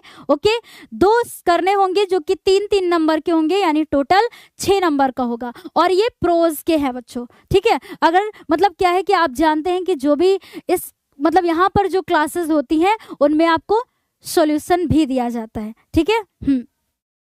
तो देख लेते हैं बच्चों की संख्या यहाँ पर। हाँ, तो देखिए बच्चों क्वेश्चन क्या है, व्हाई डिड द राइटर, आराम से समझिएगा। ओके, और अगर आप चाहें तो एक कॉपी पेन लेकर के ये जो क्वेश्चन के आंसर आपको कराए जाएंगे आप उनको नोट भी कर सकते हैं। नोट करने के बाद आप अपने एग्जाम के लिए इनको तैयार भी कर सकते हैं बच्चों। अभी क्वेश्चन क्या है, एक बार क्वेश्चन पढ़ के आप समझिएगा कि आखिर ये कौन से चैप्टर से दिया गया है। व्हाई डिड द राइटर यानी narrator want to meet the pilot of the black aeroplane. आपने प्रोज में चैप्टर पढ़ा है ब्लैक एरोप्लेन, उसमें बताया गया कि व्हाई डिड द राइटर, यानी जो राइटर होते हैं वही नरेटर भी थे, ठीक है। want to meet the pilot of black aeroplane, मतलब जो नरेटर थे वो ब्लैक एरोप्लेन के पायलट से क्यों मिलना चाहते थे, है ना। क्यों मतलब मिलना चाहते थे ये बताना है आपको, आंसर लिखने का तरीका बताया जाएगा। अच्छा, क्यों मिलना चाहते थे, आपने पढ़ा था बच्चों कि वो उन्हें धन्यवाद देना चाहते थे, है ना। उसने क्या की थी, ब्लैक एरोप्लेन जो था उसने नरेटर की हेल्प किया था कि जब काफ़ी मौसम खराब हो जाता है सही रास्ता दिखाया था उसको, है ना। किस तरीके से मतलब ये चैप्टर में हम लोगों ने पढ़ा था। अब उसके बाद क्या है कि what did Lencho writer in his second letter to God, मतलब ये जो फर्स्ट चैप्टर है ए लेटर टू गॉड, इसमें लैंचो ने जब दूसरा पत्र लिखा था बच्चों तो उसे मतलब क्या लिखा था उसमें, what did Lencho write in his second letter, वो अपने दूसरे पत्र में जो है क्या लिखता है वो बताना है कि मतलब और पैसे उसे चाहिए थे, है ना, तो वो उसको चाहता था करने के लिए। हाँ, तो यहाँ पर है बच्चों फर्स्ट वाला जो क्वेश्चन हम लोगों ने समझा था इसका आंसर देख लेते हैं। The narrator wanted to meet the pilot of black aeroplane, मतलब जो नरेटर था वो ब्लैक एरोप्लेन के पायलट से मिलना चाहता था, है ना, बिकॉज क्योंकि he wanted to thank its pilot, क्योंकि वो उस पायलट को धन्यवाद देना चाहता था। He had saved the narrator's life, क्योंकि उसने नरेटर की लाइफ को बचाया था, है ना, लाइफ को बचाया था बाय गाइडिंग हिम, मतलब उसको सही रास्ता दिखा करके, उसका मार्गदर्शन करके। कैसा हम लोगों ने चैप्टर में पढ़ा था कि नरेटर कहता है कि मेरे सामने ये माउंटेन, ब्लैक माउंटेन, इस तरीके से मतलब इतनी तूफानी मतलब वो हो गया था, सिचुएशन हो गई थी कि उसको ऐसा लग रहा था कि उसके सामने ब्लैक माउंटेन्स आ गए हैं, ठीक है। तो उस कंडीशन से ब्लैक एरोप्लेन ने उससे क्या किया था, बचाया था। तो वही है यहाँ पर, he had save the narrator's life, उसने उसके जीवन को बचाया था बाय गाइडिंग हिम, मतलब उसको मार्गदर्शन दे करके, out of the storm clouds, मतलब उस तूफानी बादलों से उसे क्या किया था, बाहर भी निकाला था उसने, है ना। He had landed safely at an airport, और क्या बताया गया है कि he had landed safely, उसने उसे लैंड भी सेफली मतलब सुरक्षित तरीके से लैंड भी करवा दिया था। और उसके बाद क्या होता है कि वो गायब हो जाता है और जो नरेटर होते हैं वो उसे धन्यवाद भी नहीं दे पाते हैं, है ना। तो इस तरीके से हम लोगों ने चैप्टर में पढ़ा था। सेकंड क्वेश्चन है बच्चों, what did Lencho write in his second letter, Lencho ने अपने दूसरे पत्र में क्या लिखा था। तो क्या लिखा था बच्चों, बहुत ही अच्छा आंसर है, प्रीवियस ईयर में रिपीटेड है ये भी, है ना। तो Lencho wrote to God that he receive only 70 pesos out of the 100, तो उसने पत्र में क्या लिखा कि उसे 100 में क्या 70 pesos ही मिले हैं। That he had requested for, मतलब उसने तो 100 पैसे के लिए रिक्वेस्ट करी थी, लेकिन उससे क्या है कि 70 पैसे ही मिले हैं। he asked God to send him the rest of the money as he needed it very much। तो वो कहता है, वो जब लेटर को लिखता है अपने दूसरे, बहुत ही अच्छा चैप्टर है बच्चों ये, कि जब वो अपने दूसरे पत्र को लिखता है तो उसमें कहता है कि बचा हुआ पैसा भी गॉड से कहता है भेजने के लिए, यानी he asked God to send, मतलब वो भगवान से कहता है भेजने के लिए, रेस्ट ऑफ द मनी मतलब जो बचा हुआ पैसा है उसको भेजने के लिए कहता है, as he needed it very much, जिसे उसकी बहुत ही ज्यादा आवश्यकता होती है। ठीक है, ही इवन आस्क्ड गॉड, और फिर वो यह भी भगवान से कहता है कि God not to send the money through the postal mail, और फिर कहता है कि मतलब इसे पोस्टल मेल से मत भेजिएगा। क्यों? क्योंकि देखिए, क्योंकि द पोस्ट ऑफिस एम्प्लॉयज मतलब जो पोस्ट ऑफिस के कर्मचारी हैं, वर ए बंच ऑफ क्रूक्स, मतलब वो क्या है, एक जैसे वो होते हैं ना जो चालाक व्यक्तियों का टीला बोलते हैं जिसको, है ना, तो ए बंच ऑफ क्रूक्स है, मतलब वो सभी क्या करते हैं, उसका पैसा ले लेते हैं, मतलब उन्होंने ही पैसा इसको, मतलब वो ऐसा कहता है कि भगवान इस बार जो है इसके द्वारा नहीं भेजेगा, क्योंकि वहां के जो कर्मचारी हैं वो बंच ऑफ क्रूक्स हैं, तो इसलिए जो है पोस्ट ऑफिस के थ्रू मत भेजिएगा इस बार। ठीक है, हाँ, और वैसे तो हमारे पिताजी भी जो है पोस्ट ऑफिस में है बच्चों, है ना, तो ये है, ये ऐसे मतलब चैप्टर में था, बहुत अच्छा चैप्टर है, फर्स्ट ही चैप्टर है आपका। ठीक है, तो ये मतलब लिखता है, यानी उसको 100 पैसे की आवश्यकता होती है लेकिन मिलते 70 हैं, तो वो मतलब दोबारा से भगवान को पत्र लिखता है, मतलब कितना विश्वास होता है उसका ईश्वर के लिए। ठीक है, तो ये 2 शॉर्ट आंसर बच्चों हम लोगों ने देखे, जो कि क्या है आपके लिए इंपॉर्टेंट है। ओके, अब जो हम लोग देखते हैं बच्चों वो लॉन्ग आंसर देखेंगे, ये भी इंपॉर्टेंट है आपके लिए, कि क्या है कि मैंने पहले भी कहा कि अगर आप इनको नोट कर लेते हैं, नोट करने के बाद क्या है बच्चों कि आप एग्जाम के लिए इनको तैयार भी कर सकते हैं। ठीक है, क्या है कि वाई वॉज किस्सा गौतमी इन सो मच ग्रीव, बहुत ही अच्छा चैप्टर है बच्चों ये आपके प्रोज में। क्या है कि वाई वॉज किस्सा गौतमी इन सो मच ग्रीव, मतलब जो किस्सा गौतमी थी वो इतने ज्यादा दुख में क्यों थी, इतना क्यों दुखी थी। What did she learn in the end, और उन्होंने अंत में क्या सीखा। और आपको दिख रहा है बच्चों कि 22 और 23 में पूछा हुआ क्वेश्चन है ना। तो ये है बच्चों आपके प्रोज में, आपने 8th नंबर चैप्टर पढ़ा है, द सरमन एट बनारस करके चैप्टर है, उसमें ये बोला गया है कि वो किस्सा गौतमी नाम की जो महिला थी वो इतनी ज्यादा दुखी क्यों थी, अंत में उसने क्या सीखा, है ना। तो ये आपको इसमें बताना है। तो सही जवाब इसका क्या होगा बच्चों, कैसे लिखेंगे आप आंसर, आराम से समझिएगा, बिल्कुल भी जल्दी नहीं है, क्योंकि देखिए इन चीज़ों को अगर एक बार हमने समझ लिया ना और आपने इनको बच्चों नोट कर लिया, बेस्ट होगा आपके लिए एग्जाम के लिए, ये मान के चलिए। तो इस विश्वास के साथ में यहाँ पर देखिएगा कि क्या है, किस्सा गौतमीज ओनली सन हैड डाइड। देखिए जो किस्सा गौतमी नाम की एक महिला होती है उसका एकमात्र पुत्र था, ठीक है, वो क्या हो जाता है कि उसकी मृत्यु हो जाती है। किस्सा गौतमीज ओनली सन हैड डाइड मतलब उसका एकमात्र अकेला जो बेटा था उसकी मृत्यु हो गई थी। इन हर ग्रीफ अपने दुख में she carried the dead child to all her neighbours मतलब वो अपने डेड मरे हुए पुत्र को, देखिए she carries the dead child, वो अपने मरे हुए पुत्र को कैरीज मतलब हाथों में ले करके टू ऑल हर नेबर्स मतलब पड़ोसियों के पास गई, आस्किंग देम फॉर मेडिसिन और उनसे दवाई के लिए पूछा कि मतलब जब उसकी डेथ हो जाती है तो वो इतना ज्यादा दुखी हो जाती है कि उस पर विश्वास नहीं कर पाती है, मतलब उसे यकीन नहीं होता है कि वास्तव में इसकी डेथ हो चुकी है, वो मतलब इस दुख को सहन नहीं कर पाती है। तो वो क्या करती है कि अपने मरे हुए बेटे को पड़ोसियों के घर ले जाकर के पूछती है, उसके लिए दवा का पूछती है कि मतलब कोई ऐसी दवा है जो मतलब इसे दोबारा से जीवित कर दे। तो she went to Gautam Buddha and requested him to bring her son to life और फिर वो जो है गौतम बुद्ध के पास गई और उन्होंने रिक्वेस्ट किया मतलब प्रार्थना की to bring her son life की मतलब उसे क्या, उसे दोबारा से वो जीवन दे सके या मतलब उसे जीवित कर दे। ठीक है, जीवित करने के लिए उसने क्या किया, रिक्वेस्ट किया। सी लॉस्ट हर सेंसेस और फिर उसने अपने मतलब सेंसेस को क्या कर दिया था, खो दिया था, मतलब इतना ज्यादा वो दुखी हो गई थी।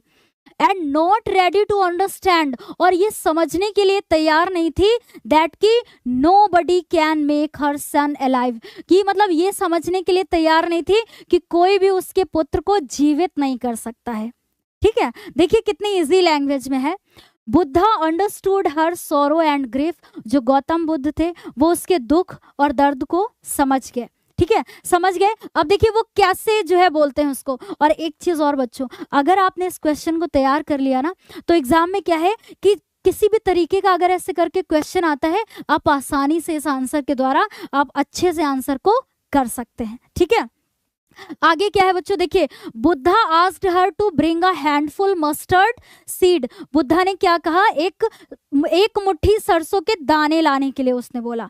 बट लेकिन ही लेड वन कंडीशन, लेकिन इसके लिए उसने एक शर्त रखी, दैट की it must be from a house where no one has lost child, husband, parents और फ्रेंड्स। वो कहते हैं लेकिन उस घर से सरसों के दाने लेकर के आइएगा where no one has lost child, जिसने अपने बच्चे को ना खोया हो, हस्बैंड पति को ना खोया हो, पेरेंट्स मतलब माता पिता को ना खोया हो, या फिर अपने मित्र को ना खोया हो। कि मतलब वो एक मुट्ठी सरसों के दाने लाने के लिए बोलते हैं और कहते हैं कि जो है उस घर से लेकर के आइएगा जिसने अपने प्रियजन को ना खोया हो कभी भी। ठीक है, तो ऐसा उसके लिए तो इम्पॉसिबल होता है। वो मतलब उसे ऐसा लगता है कि नहीं बिल्कुल ठीक है मैं ले आऊंगी, लेकिन क्या होता है बच्चों कि जिस भी घर पे वो जाती है और ऐसा पूछती है तो लोग जो है सरसों के दाने मतलब जो उसे एक मुट्ठी तो वो तो आसानी से मिल जाते हैं,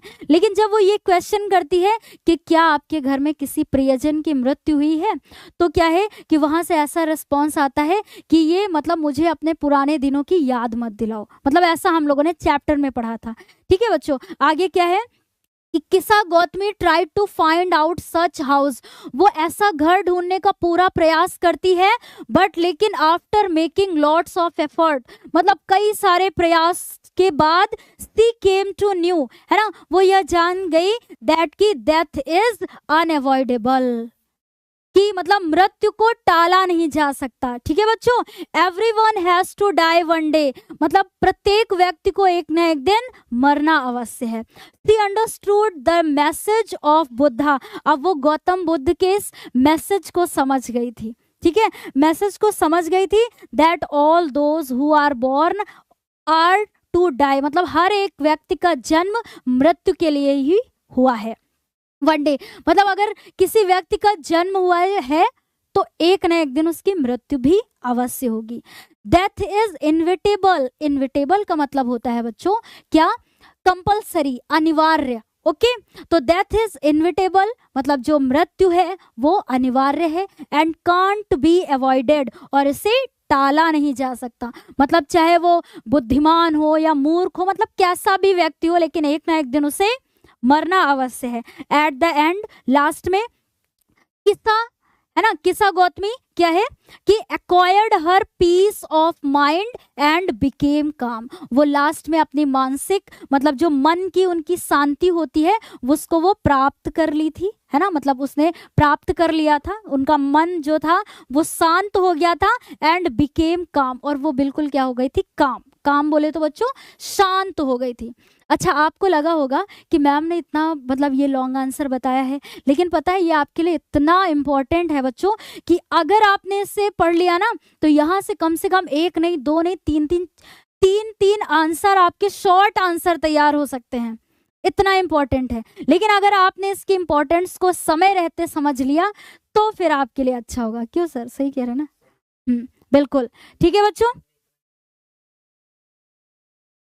हाँ, नहीं बिल्कुल, ये देखिए बच्चों कि यहाँ पर जितना भी होता है, मैंने आपसे देखिए पहले भी बोला कि अगर 1000 बच्चों में 4 बच्चे पढ़ते हैं तो बराबर की खुशी होती है, क्योंकि उन बच्चों की यहाँ पर हेल्प हो सकती है जिनके लिए इतने अच्छे रिसोर्सेज नहीं है। तो हम उन बच्चों से कहना चाहते हैं जो केयरफुली वास्तव में स्टडी कर रहे हैं बच्चों, कि अगर आप इस लॉन्ग आंसर को तैयार करते हैं तो एग्जाम में जब आपके एग्जाम में शॉर्ट आंसर भी आते हैं ना, तो यहीं से आप जो है कर सकते हैं कि किस्सा गौतमी कौन थी, है ना, और उनके मतलब क्या थी, वो आप यहाँ से निकाल सकते हैं पूरा आंसर। और कैसे उनको अंत में क्या सीख मिली थी गौतम बुद्ध के द्वारा, तो गौतम बुद्ध ने उन्हें यही सीख दी थी बच्चों कि वो एक मुट्ठी सरसों दाने लाने के लिए बोलते हैं और कहते हैं कि उस घर से लेकर के आइए जिस घर में मतलब किसी प्रियजन की मृत्यु ना हुई हो, है ना। तो अंत में किस्सा गौतम में क्या है, ये सीख जाती है कि वास्तव में मृत्यु सबके लिए अनिवार्य है।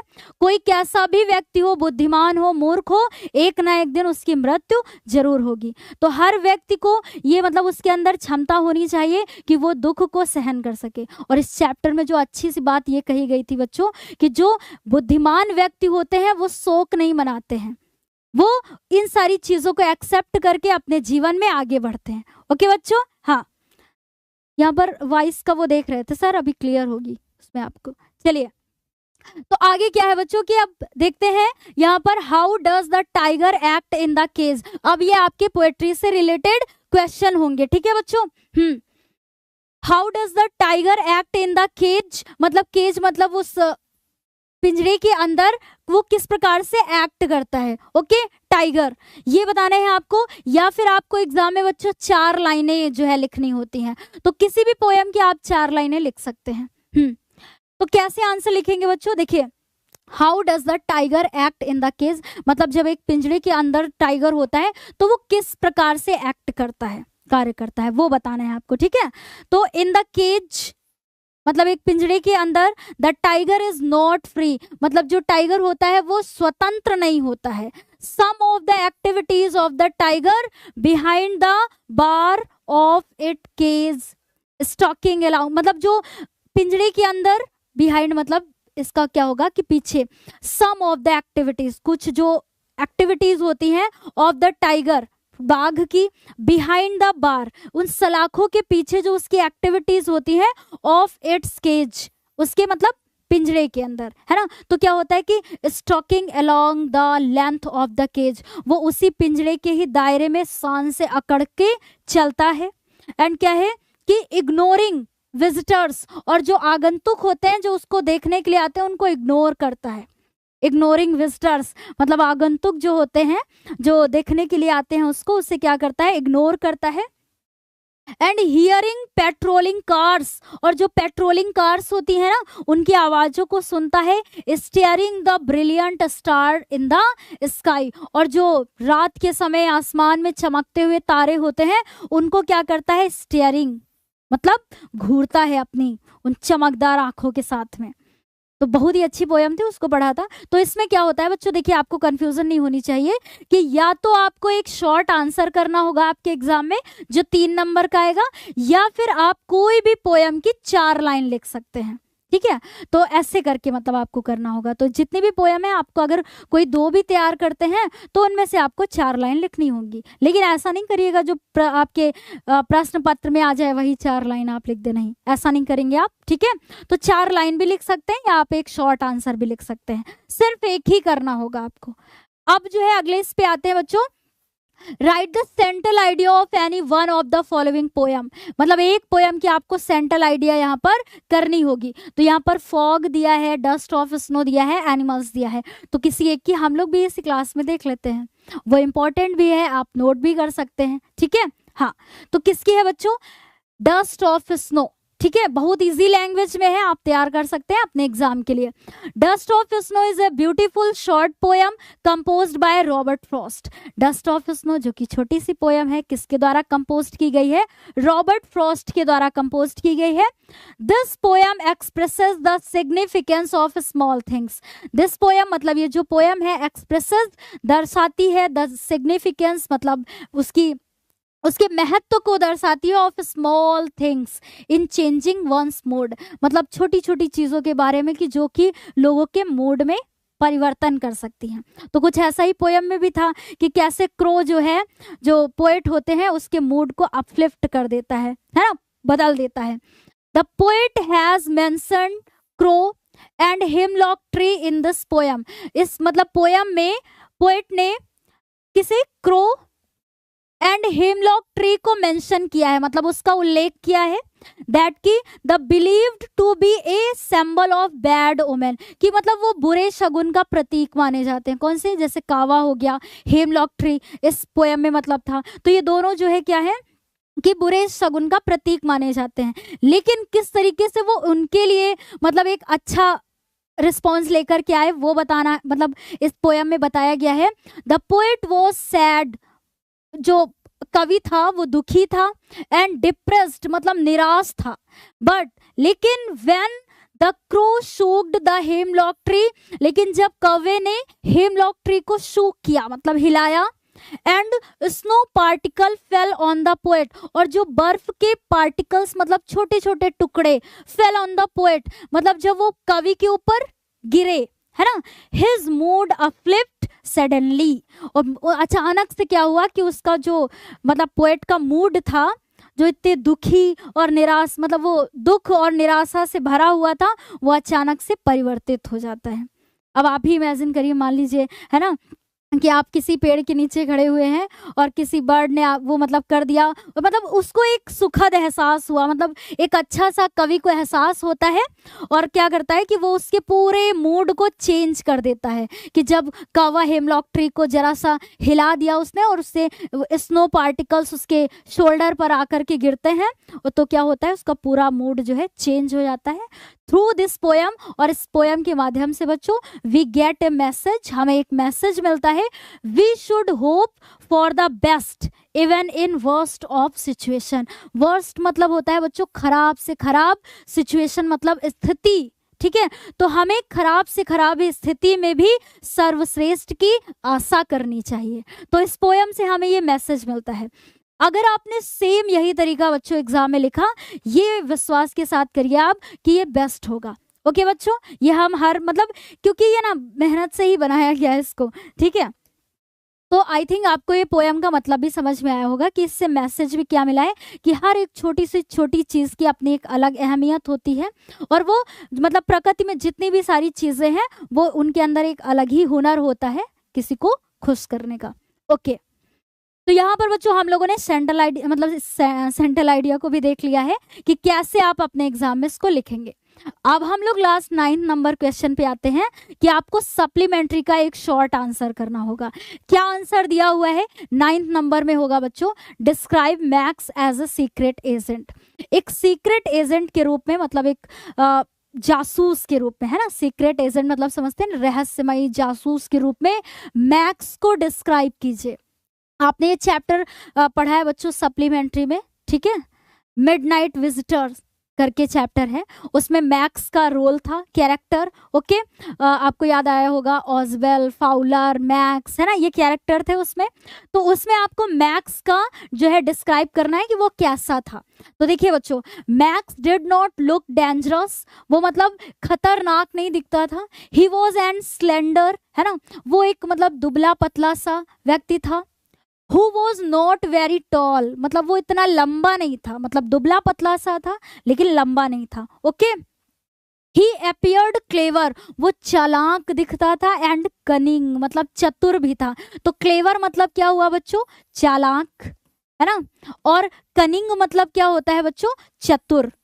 मतलब वो दुबला पतला सा था, लंबा नहीं था, फॉक्स लोमड़ी की तरह चतुर और चालाक दिखता था, वही बताया गया है।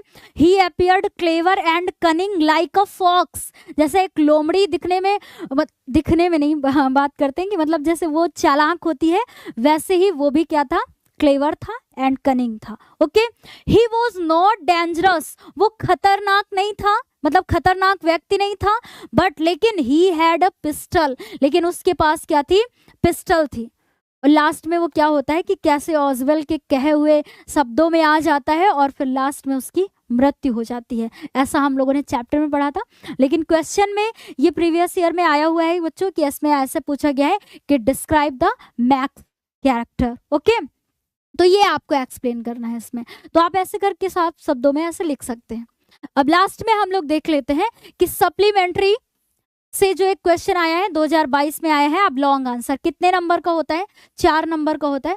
तो सप्लीमेंट्री से आपके एग्जाम में बच्चों एक क्या आता है, शॉर्ट आंसर आता है और एक ही लॉन्ग आंसर आता है, ठीक है। और ये लास्ट है बच्चों, हु वॉज अनिल, अनिल कौन था, how did he treat Hari Singh, और उसने हरी सिंह को किस प्रकार से ट्रीट किया था, है ना।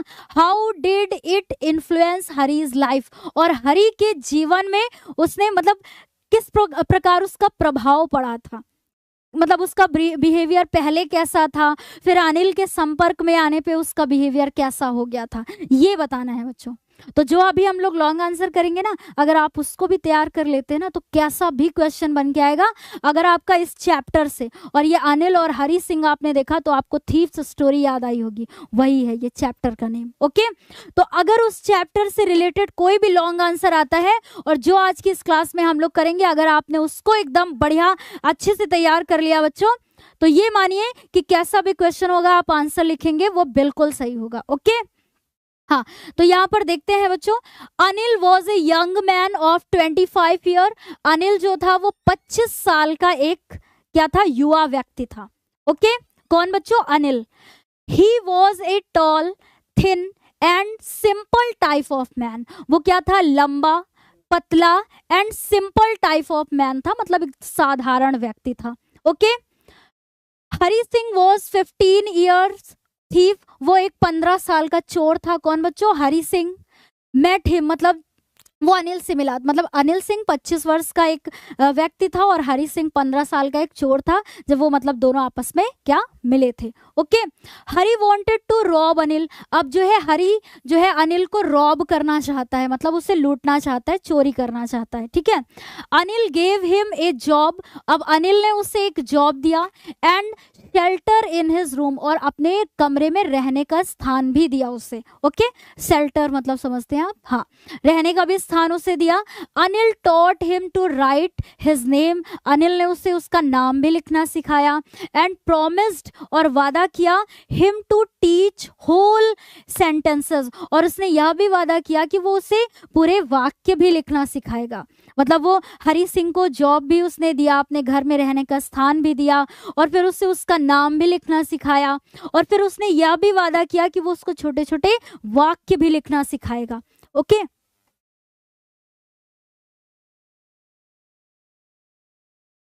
एंड ऐड नंबर्स, और फिर नंबर को भी ऐड करना सिखाया। अच्छा देखिए बच्चों, जो हमारे और भी मॉडल्स मतलब मॉडल पेपर हुए हैं जो पहले, इसके पहले, तो वो भी ना क्या जो है आपको डिस्क्रिप्शन बॉक्स में उसकी लिंक मिल जाएगी, वो दे दी भी गई है, क्यों सर, तो वहां से आप जो है जो इसके पहले मॉडल पेपर हो चुके हैं बच्चों, वो आप जो है वहां से देख सकते हैं, ठीक है। हाँ, तो अब कंटिन्यू करते हैं।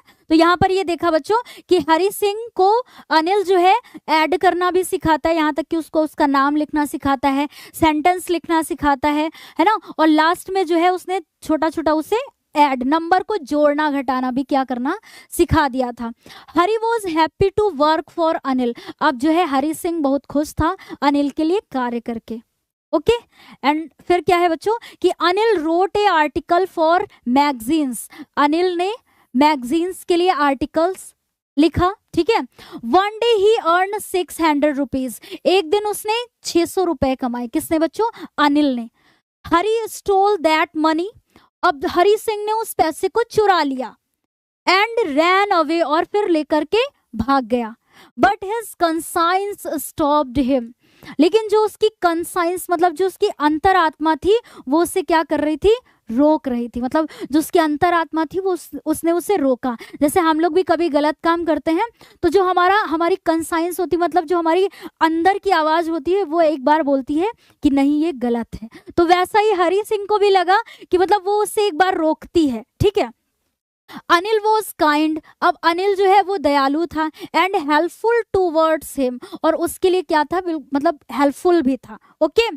ही ऑल्सो न्यू दैट, और वह यह भी जानता था, he could became respectful and clever man bye education, और हरी सिंह बहुत अच्छे से जानता था कि वो रिस्पेक्टफुल और क्लेवर एजुकेशन के द्वारा बन सकता है, मतलब शिक्षा के द्वारा वो चतुर और क्या बोलते हैं कि मतलब एक ऐसा रिस्पेक्टफुल व्यक्ति बन सकता है है ना, सम्मानित व्यक्ति बन सकता है। मतलब वो एजुकेशन की वैल्यू को समझ गया था। कौन बच्चों? Hari Singh. Okay, he did not want to break Anil's faith. वो मतलब क्या अनिल का विश्वास नहीं तोड़ना चाहता था। कौन? हरि सिंह। जो 15 साल का एक लड़का था, चोर था, वो अनिल का विश्वास नहीं तोड़ना चाहता था। ही रियलाइज्ड, उसने मतलब ये अनुभव किया, महसूस किया, द इम्पोर्टेंस ऑफ एजुकेशन, मतलब शिक्षा की महत्व को, शिक्षा के महत्व को उसने क्या किया? रियलाइज किया। And return back to Anil's house, और फिर जो है उसके घर वापस आ गया, मतलब अनिल के घर वापस आ गया। एक बार तो उसके अंदर लालच आ गया कि जब अनिल ने 600 रुपए कमाए थे तो उसको उसने चुरा लिया, चुरा करके वो भाग गया। लेकिन फिर जो है उसे वैल्यू समझ में आई शिक्षा की, कि कैसे अनिल ने मुझे मतलब पढ़ना सिखाया था, नाम लिखना सिखाया, छोटे छोटे वाक्य और जोड़ना भी सिखाया। ठीक है, तो वो मतलब वैल्यू को समझ रहा था कि अगर वो शिक्षा उसने प्राप्त की तो वो एक अच्छा व्यक्ति बन सकता है, रिस्पेक्टफुल मैन बन सकता है। ठीक है, तो वैल्यू उसे समझ में आ गई थी, इसलिए वो क्या करता है? वो वापस आ गया अनिल के घर। इट वॉज अनिल्स गुडनेस, ये मतलब क्या थी? अनिल की अच्छाई थी, है ना, एंड काइंडनेस, और उसकी क्या थी? दयालुता थी। दैट चेंज ए थीफ, कि जिसने एक मतलब चोर को बदल दिया था पूरी तरीके से।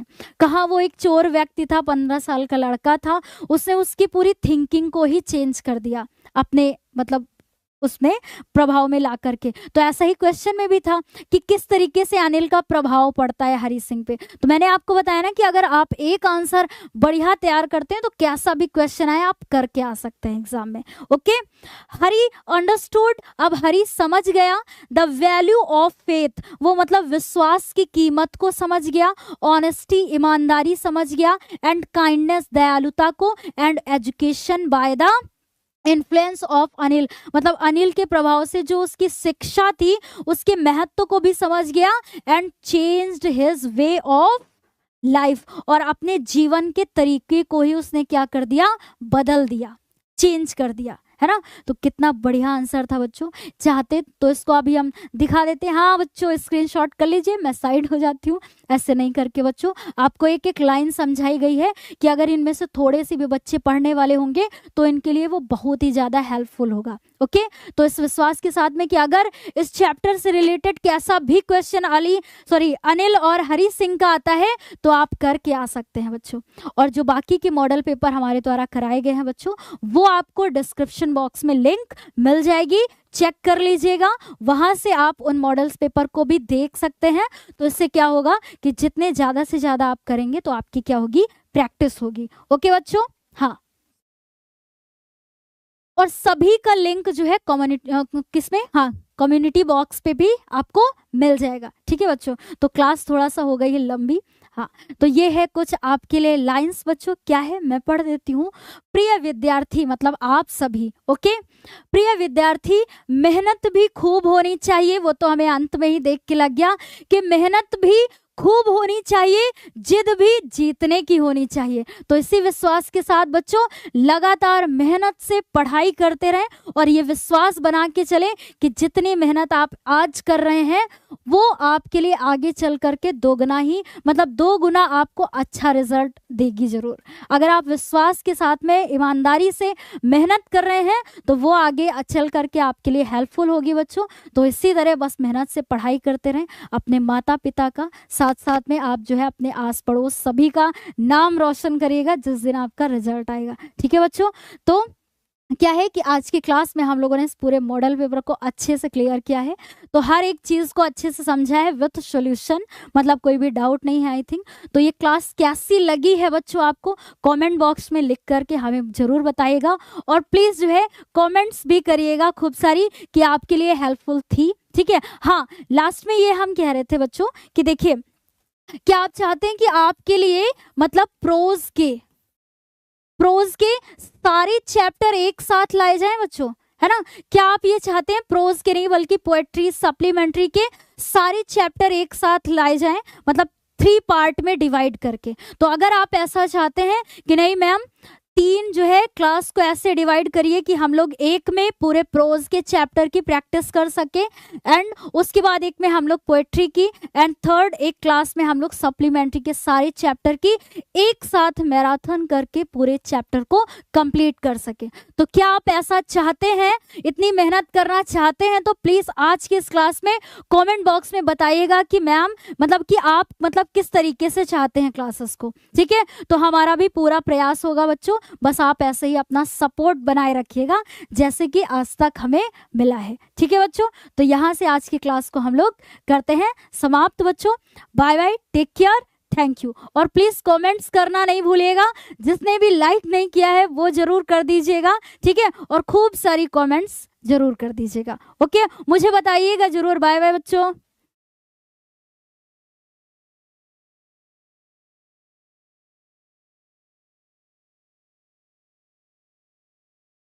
स्ट्रीमिंग